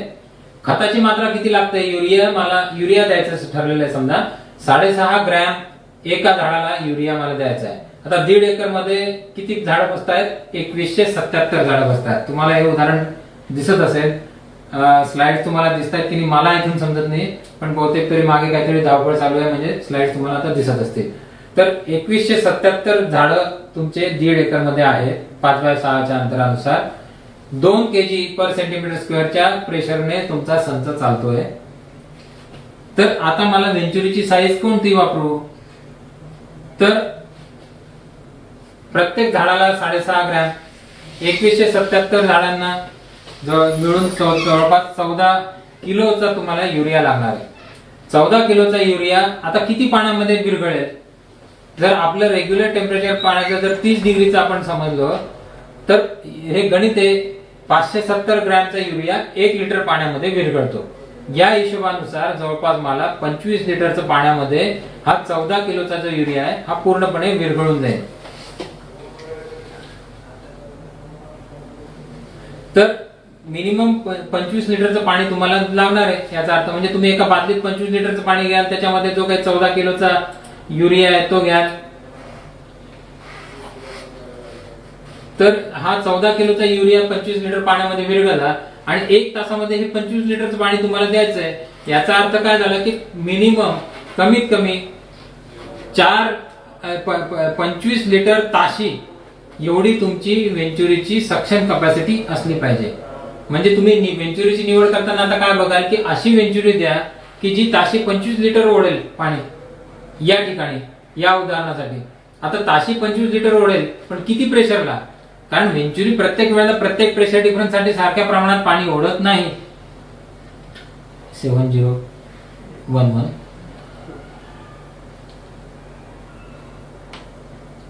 एक थोडा वेळ तुम्हाला कदाचित स्लाइड दिसत नसतील, त्याच्यासाठी कोड टाकावा लागतो, तो कोड टाकतो, तुम्हाला स्लाइड दिसायला लागतील, नंतर आपण बोलत आहोत।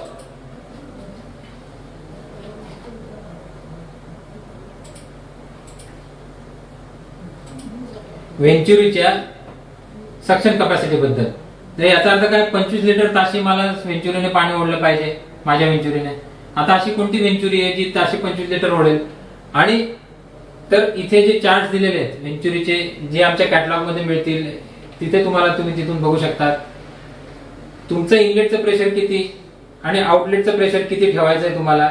याच्यानुसार जसं आता आपण काय विचार केला होता की एक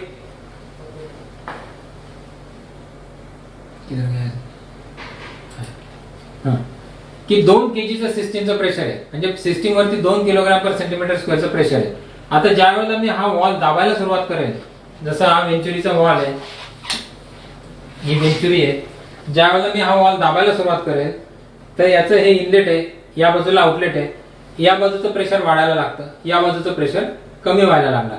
हळूहळू मी प्रेशरचा डिफरन्स असा रीतीने ऍडजस्ट करेल, म्हणजे इथे 2 केजीचं प्रेशर होतं जेव्हा हा वॉल पूर्ण उडातो तेव्हा, आता दाबायला लागल्यानंतर हे 2चं इथे 2.5 झालं, इथे 2 वरून 1.5 वरती गेलं, म्हणजे प्रेशर डिफरन्स किती झाला? 1 केजीचा। वेंचुरी जवळपास 0.8 ते 1 केजीच्या प्रेशर डिफरन्सला व्यवस्थितरित्या चालते।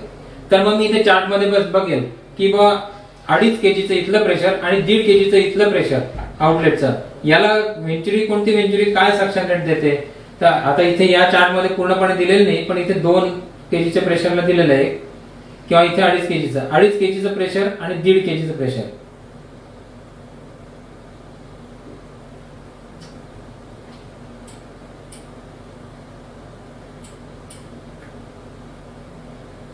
तर इथे तुम्हाला साधारणपणे एक 1 इंचीची वेंचुरी 300 लिटर पर आवर तुम्हाला इथे देणार आहे, 300 लिटर पर आवर। आणि तीच जर तुम्ही 1.5 इंचीची वेंचुरी घेतली तर ती तुम्हाला जवळपास 50 लिटर पर आवर देणार आहे या प्रेशर डिफरन्सला। तर याचा अर्थ काय की तुम्हाला 50 लिटर ची जी वेंचुरी आहे, 50 लिटर ताशी देणारी, ही सुटेबल आहे, कारण तुमची गरज किती होती? 25 लिटरचीच। तर अशा रीतीने तुम्ही वेंचुरीचं सिलेक्शन करू शकता।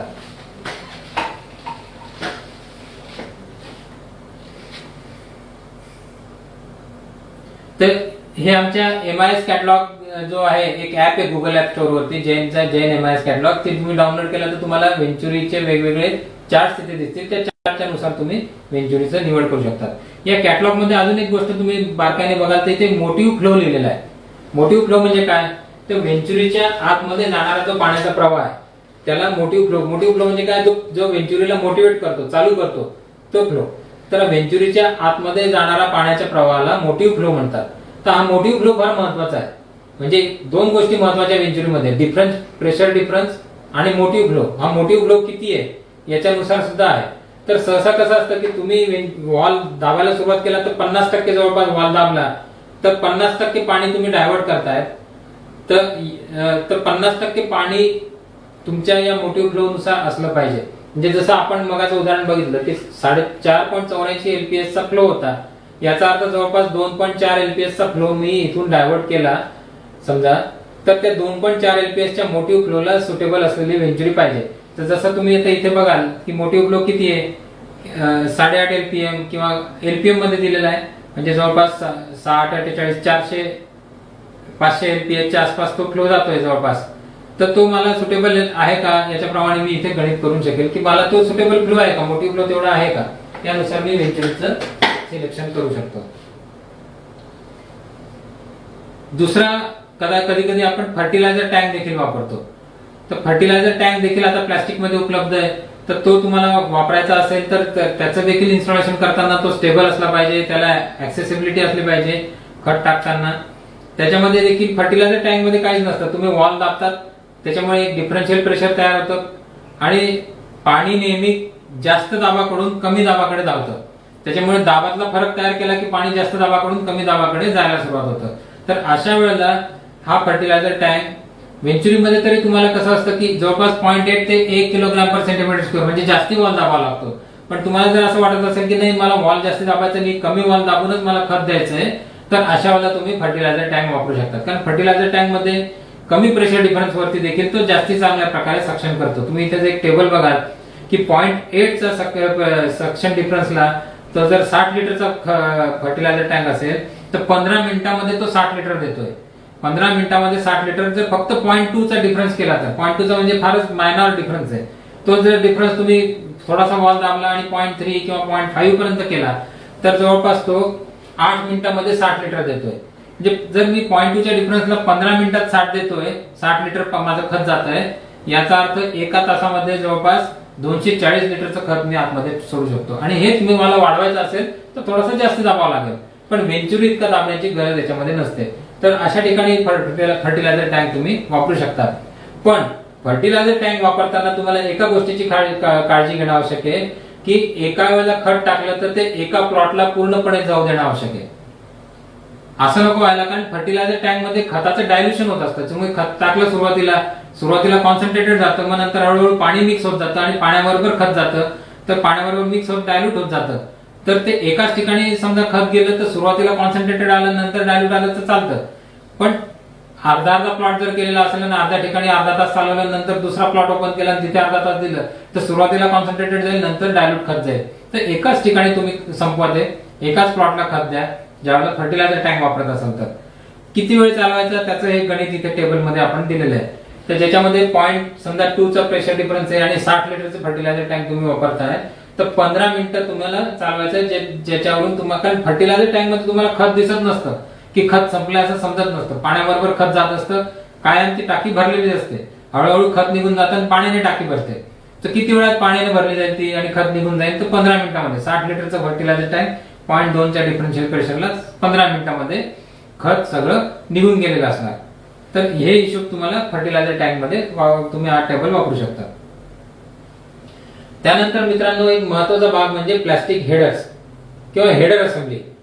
संचाचा जो सुरुवातीचा भाग असतो, पंपाच्या नंतरचा जो भाग असतो, ज्याच्यामध्ये बायपास असेंब्ली असते प्रेशर ऍडजस्ट करण्यासाठी, ज्याच्यामध्ये एअर रिलीज वाल्व असतो, ज्याच्यामध्ये व्हेंचुरी किंवा फर्टिलायझर टँक आपण लावतो, हे सगळ्या गोष्टीला आपण हेडर असेंब्लीज म्हणतो. तर हे हेडर असेंब्ली सुटे वेगवेगळे लावले तर बऱ्याचदा ते शाबी दिसतात, चांगले दिसत नाही. बऱ्याचदा असं असतं मित्रांनो की जेव्हा आपण जेवायला बसतो ना, तर सुरुवातीला आपण जेवण डोळ्याने जेवतो आणि नंतर मग आपण तोंडात घास देतो. डोळ्याने जेवतो म्हणजे काय करतो आपण, आपल्याला तो भात व्यवस्थित एका जागी पाहिजे, पोळी एका ठिकाणी पाहिजे, भाजी व्यवस्थित लावलेली, जे काही लोणचं मिरची चटणी जे काय असेल ते सगळं व्यवस्थित पाहिजे. एखाद्या दिवशी बायकोशी भांडण झालं, तिने सगळा काला करून दिला तुमच्या समोर ठेवून, तर तुम्हाला जेव्हा असं वाटतं का, तर काला भात, त्याच्यात पोळी, त्याच्यात भाजी, सगळं मिक्स पडलेलं समोर, तर जेवणाची इच्छा मरते. म्हणजे काय, आपण चव घेण्याच्या आधीच आपण डोळ्याने जेवतो. तसंच ठिबक सिंचनाचं आहे, डोळ्याने तुम्हाला संच चांगला दिसला पाहिजे तर लोक म्हणतील की हा तुमच्या शेतातला संच चांगला आहे. तर डोळ्याने तो अतिशय सुबक दिसला पाहिजे.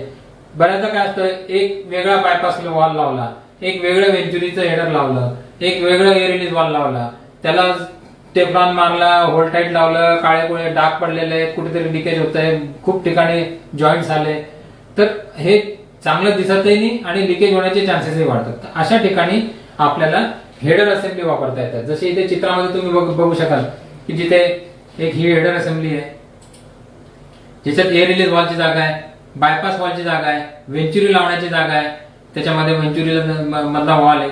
तर ही एक रेडीमेड हेडर असेंब्ली आहे. असे वेगवेगळ्या साईजचे वेगवेगळ्या प्रकारचे हेडर असेंब्लीज आमच्याकडे रेडीमेड उपलब्ध आहे. या हेडर असेंब्लीज तुम्ही लावल्या तर सिस्टम संचाचं जे इन्स्टॉलेशन आहे हे प्रॉपरली होऊ शकतं, सुबक दिसू शकतं. ते वेगवेगळ्या प्रकारचे हेडर असेंब्लीज इथे दाखवलेले आहे. त्याच्यानंतर मित्रांनो एका महत्वाच्या विषयाकडे आपण वळू, ते म्हणजे मेन लाईन. पीव्हीसी किंवा एचडीपी ची मेन लाईन आपण वापरतो. ज्या वेळेला पाईप उतरले जातात त्यावेळेला ज्याला आपण त्याला एकमेकांवरती रचतो, ते असं रचायला नको की एकदमच वजन येऊन जाईल, खालचा सर्वात शेवटचा पाईप दबून जाईल, चिमटून जाईल, अशा रीतीचं इन्स्टॉलेशन नको.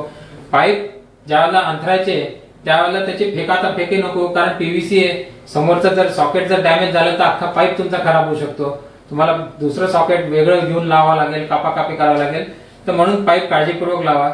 त्याच्यानंतर मगाशी आपण बोललो की ट्रेंचिंग नेहमी सरळ असली पाहिजे, झिगझॅग नको अशी इकडे तिकडे आलेली. त्याच्यामुळे पाईपलाईन वरच्या स्ट्रेसेस कमी होतात, पाईपलाईन सरळ राहते. त्याच्यानंतर ज्या ट्रेंच मध्ये पाईप उतरवायचा आहे त्या ट्रेंच मध्ये खालती छोटे मोठे दगड, काही खिळा किंवा काही वस्तू अशा अणकुचीदार वस्तू पडलेल्या नाही ना, याची काळजी घ्या. त्याच्यामध्ये ते सगळं काढून टाका. एक सिंपल आपली मऊ मातीचा एखादा लेअर त्याच्यावरती टाका, ज्याच्यामुळे पाईपाला कुशन मिळेल. आणि बऱ्याचदा काय असतं की ज्यावेळेला आपण सिस्टीम मधून पाणी देतो, ज्यावेळेला संचातून पाणी जात असतं तर पाण्याच्या वेगामुळे पाईपलाईन थोडीशी व्हायब्रेट होत असते सतत, ती जमिनीच्या आतमध्ये व्हायब्रेट होत असते थोडीशी. आणि त्याच्या खाली बारकासा जर एखादा दगड असला जो छोटासा असेल तर तो हळूहळू घासायला सुरुवात करतो. तो रोज घासतो त्याला थोडं थोडं, आणि हळूहळू घासून तो एखाद दिवशी पाईपलाईनला तिथे फोडतो किंवा लिकेज करतो. आणि मग आपल्याला वाटतं की पाईपलाईन तर 1 महिन्यापूर्वीच लावली, 1 महिन्यातच खराब झाली, लिकेज झालं. तर त्याचं कारण कदाचित हे असू शकतं, खालचा काहीतरी दगड किंवा काहीतरी अणकुचीदार वस्तू. तर त्याच्यासाठी आतमध्ये खालती एक सॉफ्ट साईजचं कुशन असणं आवश्यक आहे. त्याच्यानंतर दुसरं, पाईपलाईन ज्यावेळेला तुम्ही एक लांब पाईपलाईन नदीवरून वगैरे आणत असाल आणि लांब 2-4 किलोमीटरची पाईपलाईन आहे, अशा वेळेला दर 500-600 मीटर वरती त्या पाईपलाईन वरती एखादा कॉन्क्रीटचा ब्लॉक किंवा दगड किंवा मोठा काहीतरी वजनदार असणं आवश्यक आहे. मग अशी तुम्हाला म्हटलं की पाईपलाईनचं सतत व्हायब्रेशन होत असतं आणि त्यात पंपाचं इन्स्टॉलेशन किंवा फिल्टरचं इन्स्टॉलेशन बरोबर नसेल आणि ते व्हायब्रेट होत असतील, ते व्हायब्रेशन अजून पुढे जातं, अँप्लिफाय होत जातं आणि सतत ते पाईप अशा हालत असतात. तर अशा वेळेला ते डॅमेज पुढेपर्यंत जाऊ नये म्हणून आपण ते व्हायब्रेशन थांबवण्यासाठी आपण मध्येच त्याला एका ठिकाणी त्याला पकडतो, त्याच्यामुळे हे व्हायब्रेशन जे मागचं असतं ते पुढे जात नाही. आणि हे व्हायब्रेशन थांबवण्यासाठी ज्याला थ्रस्ट ब्लॉक आपण म्हणतो, असे थ्रस्ट ब्लॉक ठिकठिकाणी टाकणं आवश्यक आहे. कुठे कुठे टाकणं आवश्यक आहे? सरळ अंतरावर जात असेल पाईपलाईन तर दर 500-700 मीटर वरती एक थ्रस्ट ब्लॉक टाका. जिथे पाईपलाईन वळत असेल, कारण वळताना पाण्याचा दणका असतो जोरात, पाणी जेव्हा वळतं त्यावेळेला पाण्याचा दणका बसतो, तर तिथे तुम्ही एक ब्लॉक टाका, ज्याच्यामुळे तो दणका तो सहन करू शकेल, तिथून एल्बो किंवा जे काय ते तुमचे क्रॅक होणार नाही. त्याच्यानंतर पीव्हीसी पाईप हा सूर्यप्रकाशासाठी तो विस्टँड करू शकतो. सूर्यप्रकाशामधले जे अतिनीलकरण ज्याला आपण म्हणतो अल्ट्राव्हायलेट रेज, ते विस्टँड करू शकत नाही. सतत जर पीव्हीसी पाईप उन्हामध्ये राहिला तर हळूहळू तो लालसर पडेल आणि तो ब्रिटल होईल, कडक होईल, त्याचे तुकडे पडू शकतात. तर याच्यासाठी पीव्हीसी पाईप जिथेही कुठे वरती येत असेल तर तिथे त्याला सूर्यप्रकाशापासून त्याचा बचाव करणं आवश्यक आहे, त्याला झाकणं आवश्यक आहे. त्याच्यावरती काही गनी बॅग असेल किंवा काही असेल त्याच्याने तुम्ही त्याला क्लोज करा, ज्याच्यामुळे सूर्याच्या प्रकाशापासून त्याचं रक्षण होईल, त्याच्यामध्ये ब्रिटलनेस येणार नाही, त्याचं आयुष्य वाढेल. त्याच्यानंतर मित्रांनो, प्रत्येक 500-700 मीटर नंतर एखादा एक्सपान्शन जॉईंट असणं आवश्यक आहे. आता एक्सपान्शन का बरं? तर प्रत्येक मटेरियलची एक प्रॉपर्टी असते, तो आकुंचन आणि प्रसरण पावत असतो. जसं तुम्ही रेल्वे रुळाचं उदाहरण मी नेहमी देतो की रेल्वे रुळ 3ऱ्या-4थ्या रुळानंतर अशा 2 रुळांमध्ये गॅप सोडलेले असते अशी एवढी. का बरं? कारण जेव्हा उन्हामुळे रुळ तापतात तर ते रुळ एकमेकांकडे सरकतात, प्रसरण पावतात. ते अगदीच त्याला गॅप नसेल तर ते एकमेकांवरती इतके जोरात दाबतील की रुळ वाकडे तिकडे होतील. तर तसंच पाईपलाईन मध्ये पण होतं. पाईपलाईन सुद्धा टेम्परेचर, तापमानामुळे थोडीशी आकुंचन प्रसरण पावत असते, तर तिला हे आकुंचन प्रसरण पावण्यासाठी थोडीशी जागा उपलब्ध करून देणं आवश्यक आहे. त्याच्यासाठी एक्सपान्शन जॉईंट तुम्ही टाकू शकता. एक्सपान्शन जॉईंट म्हणजे काय? तर आमचे रबर रिंग जॉईंटचे पाईप असतात, तर रबर रिंग वाला जो पार्ट असतो तो जर तुम्ही किंवा रिपेअर कपलर सारखा जो पार्ट असतो तो टाकला तर आतमध्ये रबर रिंग असते, पाईपलाईन थोडासा पुढे मागे रबर रिंग जवळून सरकू शकतो, त्याला तुम्ही जागा दिली. किंवा हे शक्य नसेल तर तुम्ही एक लूप तयार करा पाईपलाईनचा, म्हणजे पाईपलाईन अशी आली, वरती आली, परत खालती गेली, तर तुम्ही 2 पाईपलाईन मध्ये एक असं अंतर तयार केलं, ज्याच्यामुळे एक्सपान्शनला थोडीशी तुम्ही जागा दिली. तर ही एक्सपान्शन कॉन्ट्रॅक्शन साठी तुम्ही जागा द्या, त्याच्यामुळे पाईपलाईन वरती अतिरिक्त दबाव निर्माण होणार नाही. कारण अतिरिक्त दबाव कुठे, स्ट्रेसेस आले म्हणजे काय होणार? सर्वात पहिले बळी जातो तो म्हणजे जॉईंट जवळ, कारण पाईपलाईन सर्वात जास्त वीक असते जॉईंट जवळ किंवा वॉल जवळ, तर तिथून ते लिकेज व्हायला लागतात. आणि उन्हामुळे जर तुमचं ऑलरेडी पाईपलाईनची जोडणी व्यवस्थित नसेल तर तो आकुंचन प्रसरणामुळे जॉईंट हळूहळू वीक होतो. तिथून तो उन्हाळ्यामध्ये बऱ्याचदा आपण ऐकतो की पाईपलाईन सटकली, लिकेज झालं तर ते तिथून सटकत असतात. त्याच्यानंतर महत्वाचा विषय अतिशय, पाईपलाईन मध्ये योग्य अंतरावरती एअर रिलीज व्हॉल्व असणं आवश्यक आहे. बऱ्याचदा या एअर रिलीज व्हॉल्वकडे फार मोठ्या प्रमाणात दुर्लक्ष होतं. त्याचं महत्वच कळत नाही की हा का बरं लावणं आवश्यक आहे. तर मित्रांनो, हा अतिशय महत्वाचा व्हॉल्व असतो एअर रिलीज व्हॉल्व. आणि का महत्वाचा ते मी तुम्हाला सांगतो. बऱ्याचदा पाईपलाईन मधून ज्या वेळेला पाणी जातं तर निव्वळ पाणी जात नसतं. पाईपलाईन मध्ये पाण्याबरोबर हवेचे बुडबुडे देखील जातात. हवा कुठून येते पाण्यामध्ये? आता तर हवा दोन प्रकारे पाण्यामध्ये येऊ शकते. पाईपलाईनच्या पाण्यामध्ये हवा दोन ठिकाणाहून येऊ शकते. एक तर तुमच्या पंपाच्या सक्शन मध्ये कुठे जर गॅप असेल तर तो सक करताना हवाईमध्ये सक करायला लागतोय, बरोबर आहे. तर हवेचे बुडबुडे आतमध्ये हळूहळू आतमध्ये येत आहेत, ते बुडबुडे आतमध्ये ट्रॅव्हल करत आहेत. कधी कधी काय होतं की पाईपलाईन ची साईज छोटी घेतली गेलेली आहे आणि पंपाची कपॅसिटी मोठी आहे, वेग वाढलेला आहे पाण्याचा, गती वाढलेली पाण्याची, आणि गती काही जास्ती वाढल्यानंतर पाण्यामध्ये जी विरघळलेली हवा आहे ही विरघळलेली हवा बाहेर सुट्टी व्हायला लागते, बाहेर निघायला लागते आणि हे बुडबुडे आत बाहेर येतात. बऱ्याचदा तुम्ही एक उदाहरण तुम्हाला देतो की चहा बनवण्यासाठी भांड तुम्ही चहाचं घेतलं, पाणी टाकलं, त्याच्यामध्ये गॅसवरती भांड ठेवलं तर थोड्या वेळानंतर पाण्यामध्ये असे बारीक बारीक बुडबुडे त्या भांड्याच्या आजूबाजूने येतात. ते कुठून येतात बुडबुडे? ते पाण्यामध्ये विरघळलेली हवा तापमान बदलल्यामुळे बाहेर आलेले आहे. तसंच पाण्याची गती बदलल्यामुळे देखील पाण्यामध्ये विरघळलेली हवा बाहेर येते. आता ही विरघळलेली हवा, पाण्यामधली जी हवा आहे, हे बुडबुडे हे कुठे जातात? हवा नेहमी वरच्या बाजूने जाण्याचा प्रयत्न करते. ती खाली जाते का, पाण्यामध्ये बुडी मारते का? नाही, ती नेहमी वरच्या बाजूला येण्याचा प्रयत्न करते. मग ही हवा वरती जमा होईल, बारीक बारीक बुडबुडे सगळे एकत्र होऊन जमा होऊन कुठे जमा होतील? तर पाईपलाईन जर तुमची अशी चढ उताराची असेल, पाणी वरती चाललंय आणि खालती जातंय, तर हे जो वरचा भाग आहे कोणताही, इथे हे बुडबुडे हवेचे, इथे हवा जमा होईल. इथून ते खाली जाणार आहे का? नाही, हवा खाली जाऊ शकत नाही, हवा वरतीच आहे, इथेच थांबते ती पुढे जाऊ देत नाही. हळूहळू हवेचं प्रमाण वाढायला लागतं आणि मग तुमची 4 इंचाची पाईपलाईन 2 इंचाची होऊन जाते. त्याच्यातून पाणी, आणि कधी कधी इतकी हवा वाढते की याला आपण एअरलॉक म्हणतो, की पाणीच पुढे जात नाही. तर अशा ठिकाणी, अशा चढ उताराच्या ठिकाणी जे काही चढाचा भाग आहे, तो टॉप एपिक पॉइंट, तिथे एक प्रॉपर एअर रिलीज व्हॉल्व लावणं आवश्यक आहे, जो या अतिरिक्त जी हवा येते मध्ये ती हवा बाहेर काढून टाकू शकेल. आता दुसरा एक महत्वाचा काम जे एअर रिलीज व्हॉल्व करतो ते म्हणजे आतमध्ये हवा घेण्याचा देखील. पीव्हीसी पाईप हा व्हॅक्यूम किंवा आतमध्ये निर्वात पोकळीला तो सहन करू शकत नाही, तो चेमटतो, तो कोलॅप्स होतो. का बरं आणि कसा होऊ शकतो? जर अशी तुमची पाईपलाईन आहे आणि पाणी वरती जात आहे आणि पाणी परत खालती उतरत आहे आणि अचानक तुमचा पंप बंद पडला, तर हे वरती जाणार जे पाणी हे तर खालती यायला लागतं, कारण पंप बंद पडला.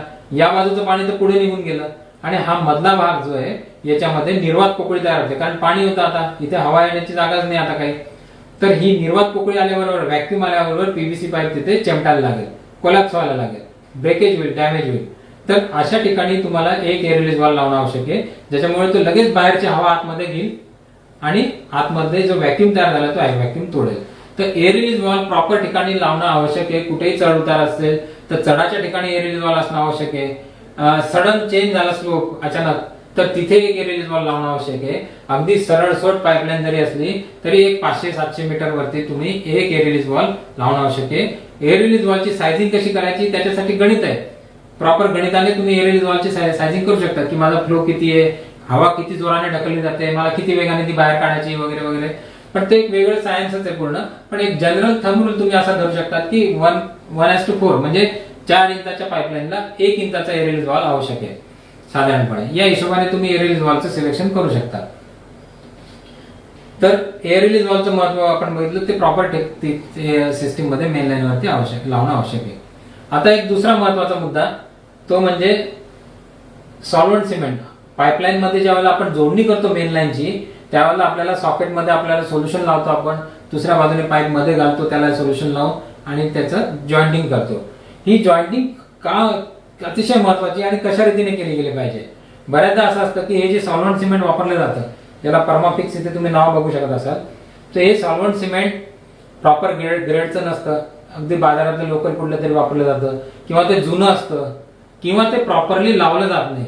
सॉल्व्हंट सिमेंट म्हणजे फेविकॉल सारखं काही गम नाहीये, अधेसिव्ह नाहीये. ते एक वेगळं केमिकल आहे ज्याच्यामध्ये ऍसिडिक सोल्युशन असतं, म्हणजे आम्लधर्मीय. त्याच्यानंतर पीव्हीसीचं रेझिन असतं आणि ड्रायिंग एजंट असतात सुकवणारे, कारण सॉल्व्हंट सिमेंट लगेच सुकतं. जॉईंट तुम्ही बघितलं असेल की तो 1-2 मिनिटांमध्ये तो जॉईंट होऊन जातो, सुकून जातो, तो निघत नाही लगेच. तर हे एजंट त्याच्यामध्ये असतात. म्हणजे त्याच्यामध्ये ऍसिडिक सोल्युशन असतं, त्याच्यामध्ये पीव्हीसीची पावडर रेझिन असतं, त्याच्यामध्ये हे असतं, त्याच्यानंतर ड्रायिंग एजंट असतात. त्याची एक प्रॉपर विस्कॉसिटी ज्याला म्हणतो ती मेंटेन केली जाते. ती विस्कॉसिटी असेल तर ते सॉल्व्हंट सिमेंट चांगलं आहे. त्याच्यात वेगवेगळ्या प्रकारचे सॉल्व्हंट सिमेंट असतात. पण सर्वात पहिले सॉल्व्हंट सिमेंट लावताना कशा रीतीने लावलं गेलं पाहिजे याच्याबद्दल आपण आता बघूया.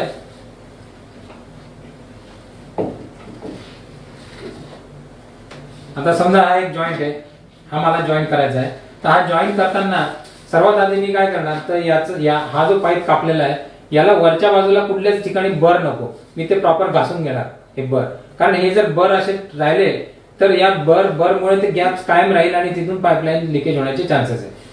तर इथून बर काढले पहिले आणि त्याच्यानंतर मग मी सॉल्व्हंट सिमेंट जे आहे ते घेतलं. आणि सॉल्व्हंट सिमेंट कुठे लावणार आधी, आता इथे लावायचं का इथे लावायचं आधी? तुमच्या कॉमेंट्स मध्ये तुम्ही उत्तर द्या की सॉल्व्हंट सिमेंट लावायचं कुठे आधी, इथे लावू का इथे लावू, कुठे लावला आधी? तर मित्रांनो, सॉल्व्हंट सिमेंट लावायचं पहिले आधी इकडे आतमध्ये आणि नंतर लावायचं बाहेरच्या बाजूने. आणि का लावायचं? कारण मी मगाशी तुम्हाला सांगितलं की सॉल्व्हंट सिमेंट मध्ये ड्रायिंग एजंट्स आहे, ते काय करतात काम सुकवण्याचं. आणि ऍसिडिक एजंट आहे, ते काय काम करतात, ते जो वरचा पीव्हीसीचा लेअर आहे, आता समजा हा वॉल आहे किंवा हा पाईप आहे, याचा जो वरचा पीव्हीसीचा लेअर आहे याला सॉफ्ट बनवतात किंवा याला डिफ्यूज करतात.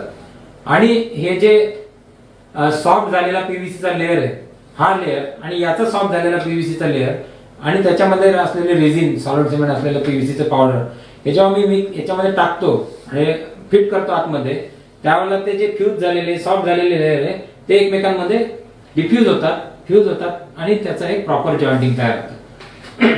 तर आता सॉलिड सिमेंट का आतमध्ये लावायचं आणि इथून नंतर बाहेर का लावायचं? कारण ड्रायिंग एजंट जे इथे आतमध्ये लावल्यानंतर हा तरी थोडासा शॅडो मध्ये सावलीत आहे, हा बाहेरचा भाग तर पूर्णपणे एक्सपोज आहे.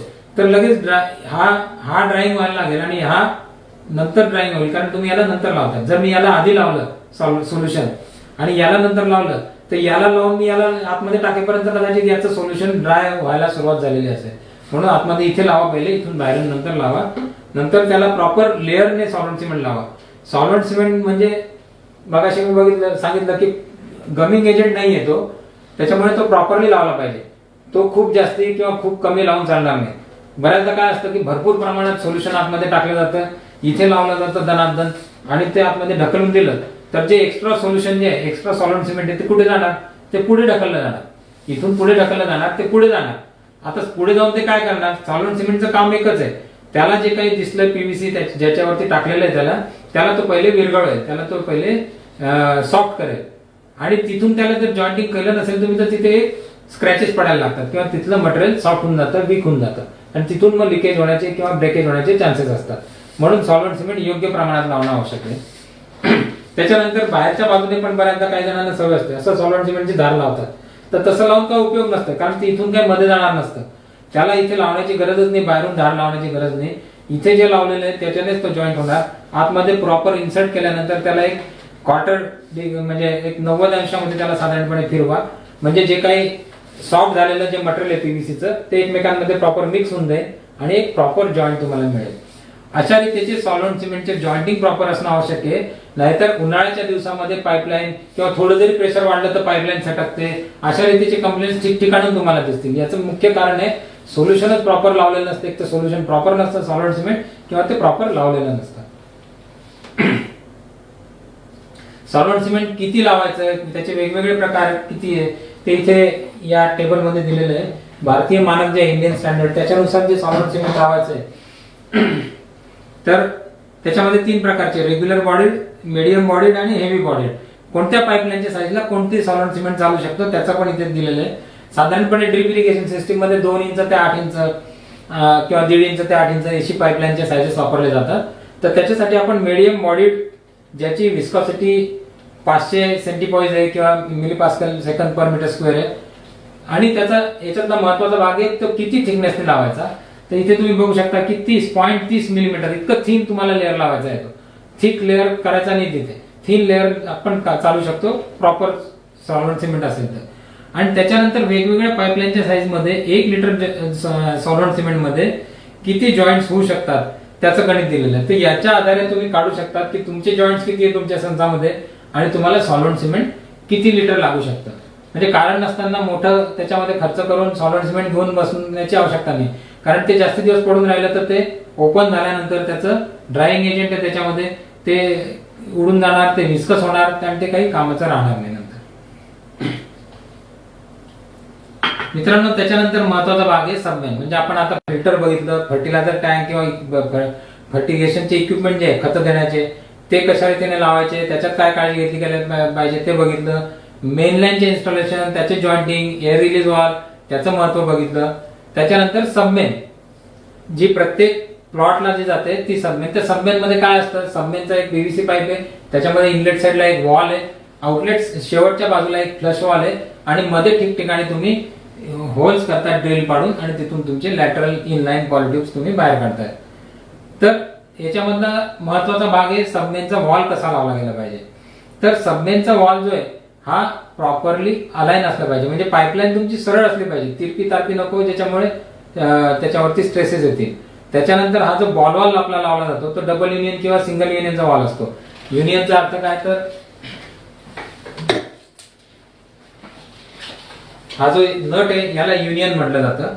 याच्यामध्ये जर 2 युनियन असेल तर डबल युनियन, याच्यामध्ये एकच युनियन असेल तर सिंगल युनियन. पण कोणतंही असेल युनियन तरी एक बाजू त्याची फिक्स असते आणि दुसऱ्या बाजूला ऍडजस्टमेंट करायची फॅसिलिटी असते. तर जी फिक्स बाजू आहे नेहमी ती नेहमी आउटलेटच्या बाजूने पाहिजे आणि जी ऍडजस्टेबल बाजू आहे ती इनलेटच्या बाजूने हवी. तर ही फिक्स बाजू आउटलेटच्या बाजूने. त्याच्यानंतर तुम्ही त्याला म्हणजे ज्याच्यामुळे काय होईल की प्रेशर जरी आलं तरी जी बाजू फिक्स आहे तिथून तिला दबाव होईल, तो बॉल सरकणार नाही, पुढे लिकेज होण्याचे चान्सेस कमी असतात. त्याच्यानंतर त्याच्यामध्ये तणाव नको, ज्यावेळेला तुम्ही हे लावाल त्यावेळेला त्याच्यामध्ये ताण तणाव नको, समोरासमोर हवे. आणि ज्यावेळेला तुम्ही लावाल त्यावेळेला स्ट्रेसेसही नको. बऱ्याचदा काय असतं की तुम्ही हे वॉल समोर म्हणजे अशी गॅप ठेवली जाते आणि लावले जातात, पण थोडीशी गॅप कमी जास्त झाली तर पाईपलाईन थोडीशी ओढली जाते. पीव्हीसी पाईप फ्लेक्झिबल आहे, ओढला जातो आणि मग त्याला तुम्ही टाईट करतात. तर असं करत असलं तर काय होईल की याच्यावरती ताण आहे, याला जर मी ओढून ताणून इथे बसवलेला असेल दाबून तर याच्यावरती ताण आहे, हा सतत याला बाहेर ओढायचा प्रयत्न करतो आणि त्याच्यामुळे काय होतं की ओव्हरिंग प्रॉपर कॉन्टॅक्ट करू शकत नाही आतमधली, आणि ती ओव्हरिंग कॉन्टॅक्ट न करू शकल्यामुळे त्याचं लिकेज होण्याचे चान्सेस असतात. याच्यामध्ये आतमध्ये सॉकेट असतं, ओव्हरिंग असतं.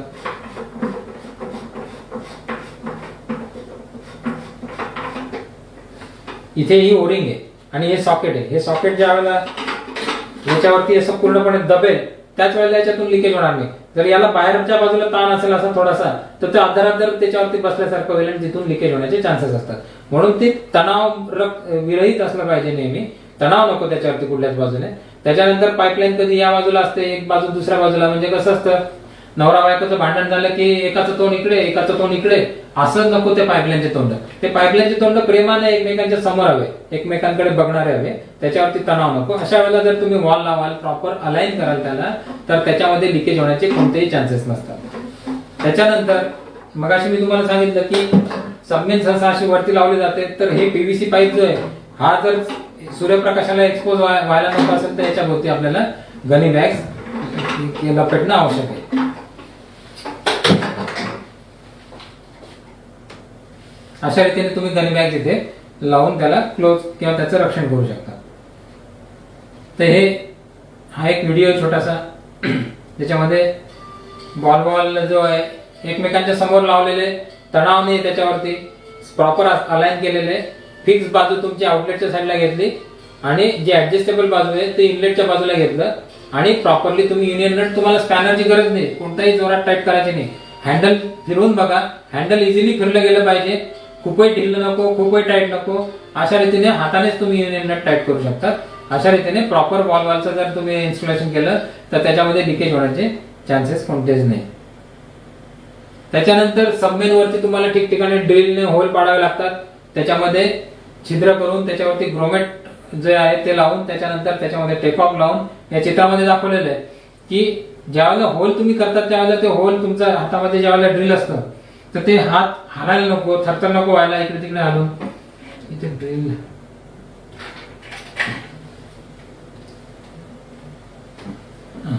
होते, तिथे ड्रिल नाहीये. पण ड्रिल तुमच्या हातात असेल तर ते तुम्ही तिथे हलवू नका जास्ती त्याच्यावरती. त्याच्यामुळे एक सरळ सोट होल होईल. त्याच्यानंतर त्याच्यावरती ग्रोमेट लावा आणि त्याच्यानंतर तुम्ही त्याच्यावरती अशा रीतीने टेक ऑफ लावू शकता.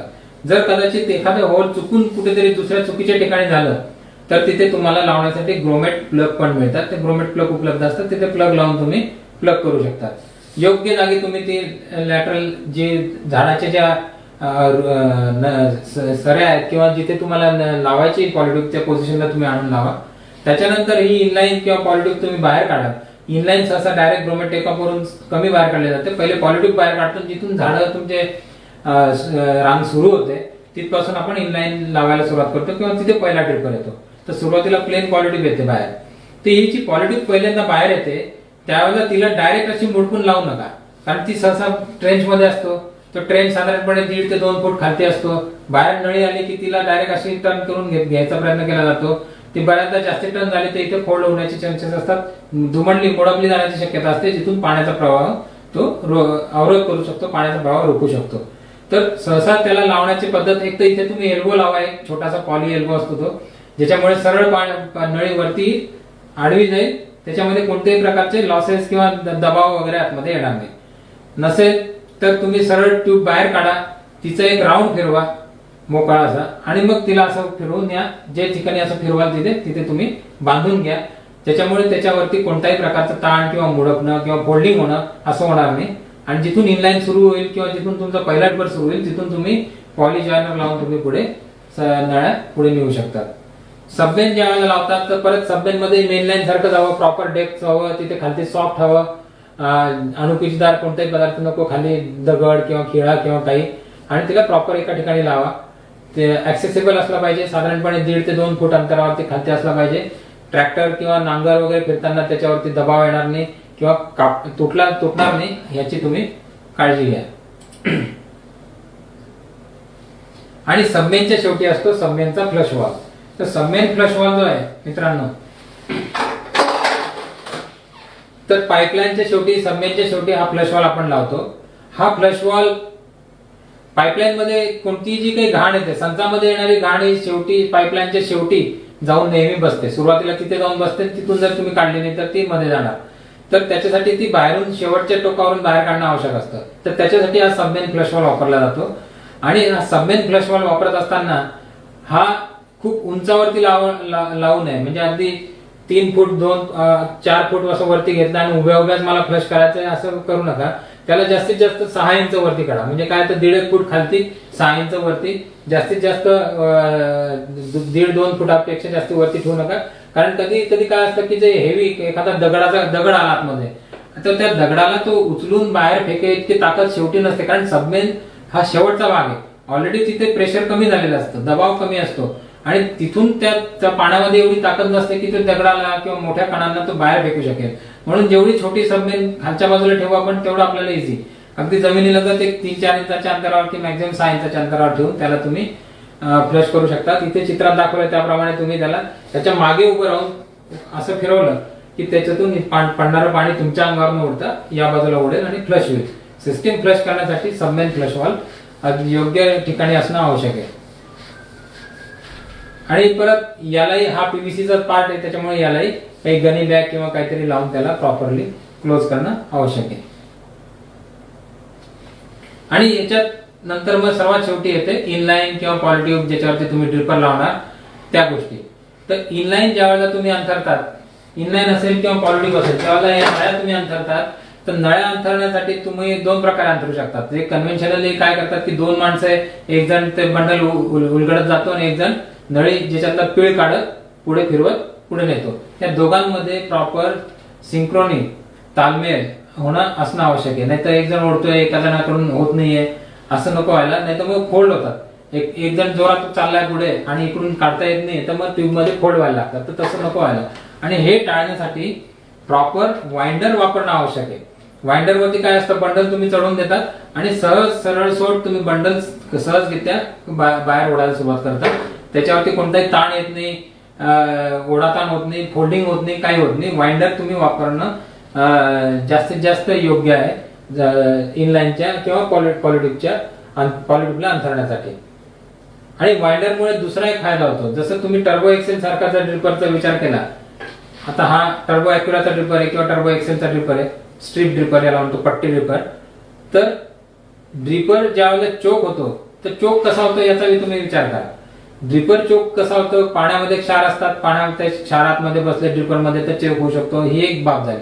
दुसरं, पाण्यामध्ये बारीक माती येते, ती किती फिल्टर तुमचं चांगलं असतं तरी कधी कधी ती सटकते, कारण की अगदी क्ले पार्टिकल 5 मायक्रॉन 7 मायक्रॉनचे 10 मायक्रॉनचे असे असतात.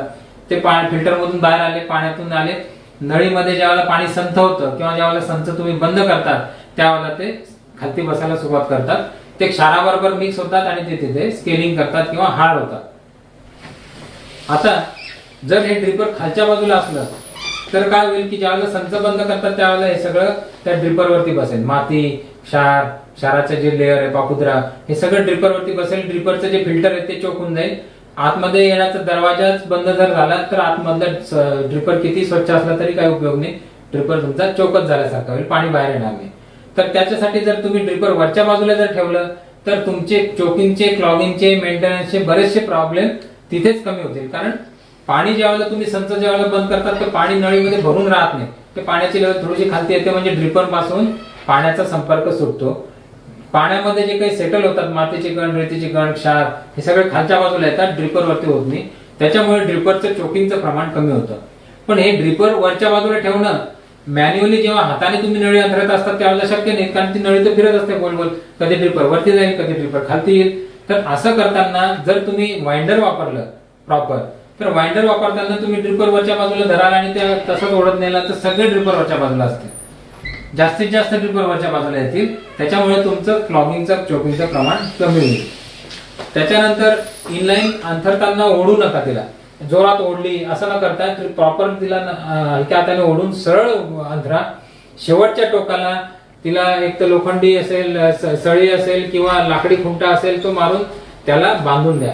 आणि का बांधायचं याचं कारण तुम्हाला सांगतो. मगाशी आपण बोललो होतो की उन्हामुळे किंवा तापमानामुळे कोणत्याही मटेरियलचं आकुंचन प्रसरण होतं. जसं पाईपलाईनचं होतं तसंच इनलाईनचंही होईल किंवा ट्युबिंगचं होईल कोणत्याही. तर ती ट्युबिंग आकुंचन किंवा प्रसरण पावते उन्हामुळे, तर त्यावेळेला ती प्रसरण पावते त्यावेळेला तो ड्रिपर जो इथे असतो तो थोडासा सरकतो 2 इंच 3 इंच, परत तो संध्याकाळी रात्री थंड झाल्यानंतर जागेवर येतो. तर हे त्याचं सरकणं चालू असतं. पण हे ज्यावेळेला तुमचं थोडंफार सरकलं आणि तुमचं क्रॉप मोठं असेल तर 3-4 इंच सरकून काही प्रॉब्लेम येत नाही एवढा. पण ज्यावेळेला जसं प्री मान्सून कॉटन आहे आणि ऊन भरपूर भयंकर आहे आणि तो कॉटन छोटासा आहे आणि तिथेच पाणी गळणं आवश्यक आहे, अशा वेळेला ते सरकणं परवडत नाही, कारण 3-4 इंच दूर चालला गेलं तर ते रूट झोनच्या बाहेर निघून गेलं. तर अशा वेळेला ज्यावेळेला तुम्ही तो लाईन सरळ ताणून बांधलेली आहे त्यावेळेला आकुंचन प्रसरणाचं प्रमाण कमी व्हायला लागतं. दुसरं महत्वाचं, लाईन जर ताणून बांधली नाही तर ती अशी वाकडी तिकडे बेडवरून खालती वरती जायला लागते, जिला स्नेकिंग म्हणतो आपण, सापासारखी अशी जाते ती. तर ती स्नेकिंग जर झालं तर त्याचं मगाशी आपण सुरुवातीलाच बघितलं की ड्रिपर जिथे पडेल तिथे त्याचा तो वेटिंग एरिया तयार करतो. म्हणजे बेडच्या असं खालच्या बाजूने ट्युबिंग चालली आहे आणि वरतून परत दुसऱ्या बाजूला खालती उतरली आहे, तर तो खालच्या बाजूचा ड्रिपर तिथे वेटिंग एरिया तयार करेल आणि तो तिथले क्षार ढकलेल्या मुळांकडे ढकलून देईल, तिथलं क्षार बाहेर काढेल आणि मुळांकडे ढकलेल, मुळांमध्ये क्षार आणून ठेवेल. त्याच्यामुळे काय होईल, ठिबक सिंचनाचा फायदा नव्हता, कदाचित तुम्हाला तोट्यासारखं जाणवायला लागेल.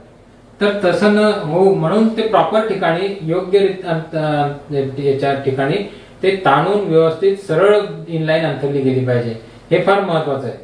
तर मित्रांनो, अशा रीतीने तुम्ही म्हणजे फिल्टरचं इन्स्टॉलेशन पंपापासून बघितलं, पंप स्टेबल सपोर्ट वरती हवा, प्रॉपर हवा, फिल्टर जे आहे ते पण स्टेबल सपोर्ट वरती हवं. स्क्रीन फिल्टर जर असेल तरी त्याच्या इनलेट आउटलेटला तुम्ही काहीतरी खालून सपोर्ट द्या ज्याच्यावरती तो हलणार नाही, स्थिर राहील. सँड फिल्टर तर तुम्ही ओट्यावरतीच ठेवा व्यवस्थित चांगल्या. फर्टिलायझर टँक वगैरे असेल तर त्याचं इन्स्टॉलेशन बघितलं. वेंचुरी कशी निवडावी याच्याबद्दल आपण चर्चा केली.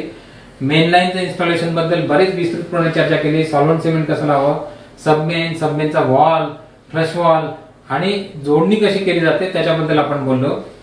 आता हे सगळा संच उभारल्यानंतर संच चालू करण्याच्या आधी कोणतीही लॅटरल बंद करू नका, कोणताही गड्डा जो आहे तो बंद करू नका. संच सगळ्या ट्युबिंग उघड्या ठेवा, फ्लश वॉल उघडा ठेवा. सँड फिल्टर पहिले ब्लॅक वॉश करून घ्या जर सँड फिल्टर तुम्ही वापरत असाल तर, कारण बऱ्याचदा काय असतं की रेती 10 ठिकाणी उतरचढ होते, तिच्या पोत्यांची आदळआपट होते, ते बारीक रेतीचे कण हळूहळू तुटतात काही कण आणि त्याची पावडर होऊन जाते. ती पावडर पहिले ब्लॅक वॉश करून बाहेर काढणं आवश्यक असतं. तर सँड फिल्टर जर लावणार असाल तर त्याचं फ्लशिंग करून घ्या आणि संच पहिले पूर्णपणे फ्लश करा, कारण जोडणी करताना काही मातीमध्ये आलेले असेल, काही कचरा असेल तर तो सगळा निघून जाईल बाहेर.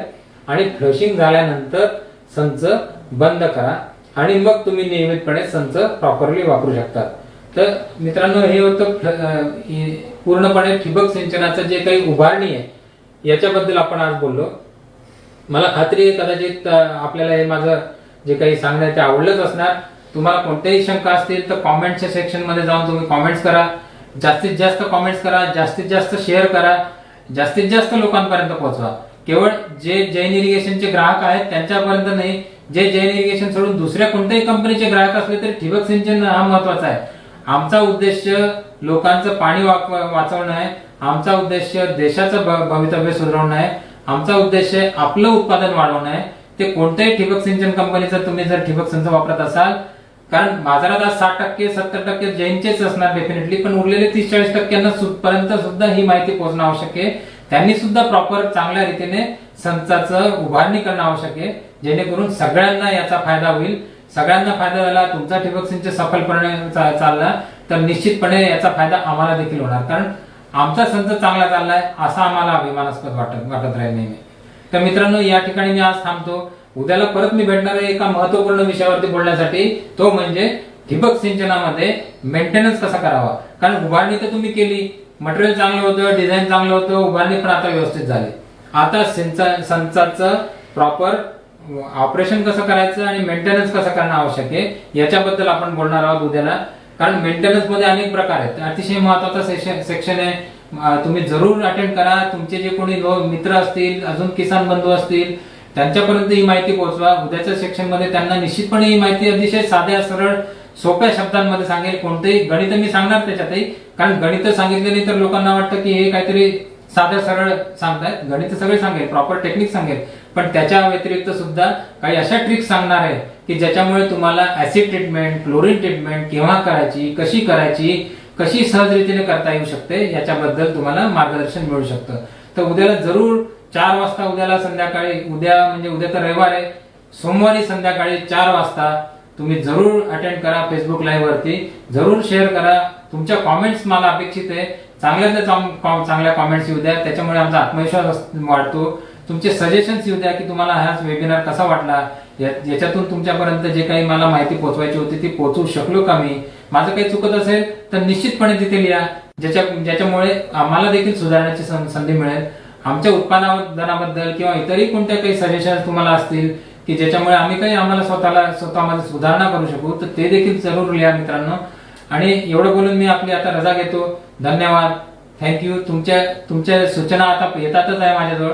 आतापर्यंत मी बघितलेलं नाही, पण आता जरूर मी सगळ्या सूचना बघतो आणि कदाचित पुढच्या 1-2 तासामध्ये या सूचनांची तुम्हाला उत्तरं देखील मिळतील. ज्या कॉमेंट्स तुम्ही केलेल्या आहेत त्याच्याबद्दल देखील आपण चर्चा करूया. तर अजूनही काही सूचना कॉमेंट्स असतील तर जरूर माझ्याशी संपर्क करा. माझा मोबाईल नंबर जे फेसबुक लाईव्हचं आम्ही जे सर्क्युलेट केलेलं आहे तिथे खाली मोबाईल नंबर माझा दिलेला आहे. त्या मोबाईल नंबरवरती तुम्ही मला कॉन्टॅक्ट करू शकतात, केव्हाही कॉन्टॅक्ट करू शकतात. आपल्या सेवेसाठी आम्ही सदैव हजर आहोत आणि आपल्याला सेवा देण्यामध्ये मला अतिशय आनंद आहे. सगळ्या कंपनीतल्या आमच्या सगळ्या एम्प्लॉईजलाच अतिशय आनंद होत असतो. जैन इरिगेशनची सर्वात मोठी ताकद काय, तर आपली सेवा करण्यात आम्हाला होणारा आनंद, हीच आमची ताकद आहे. तर धन्यवाद मित्रांनो.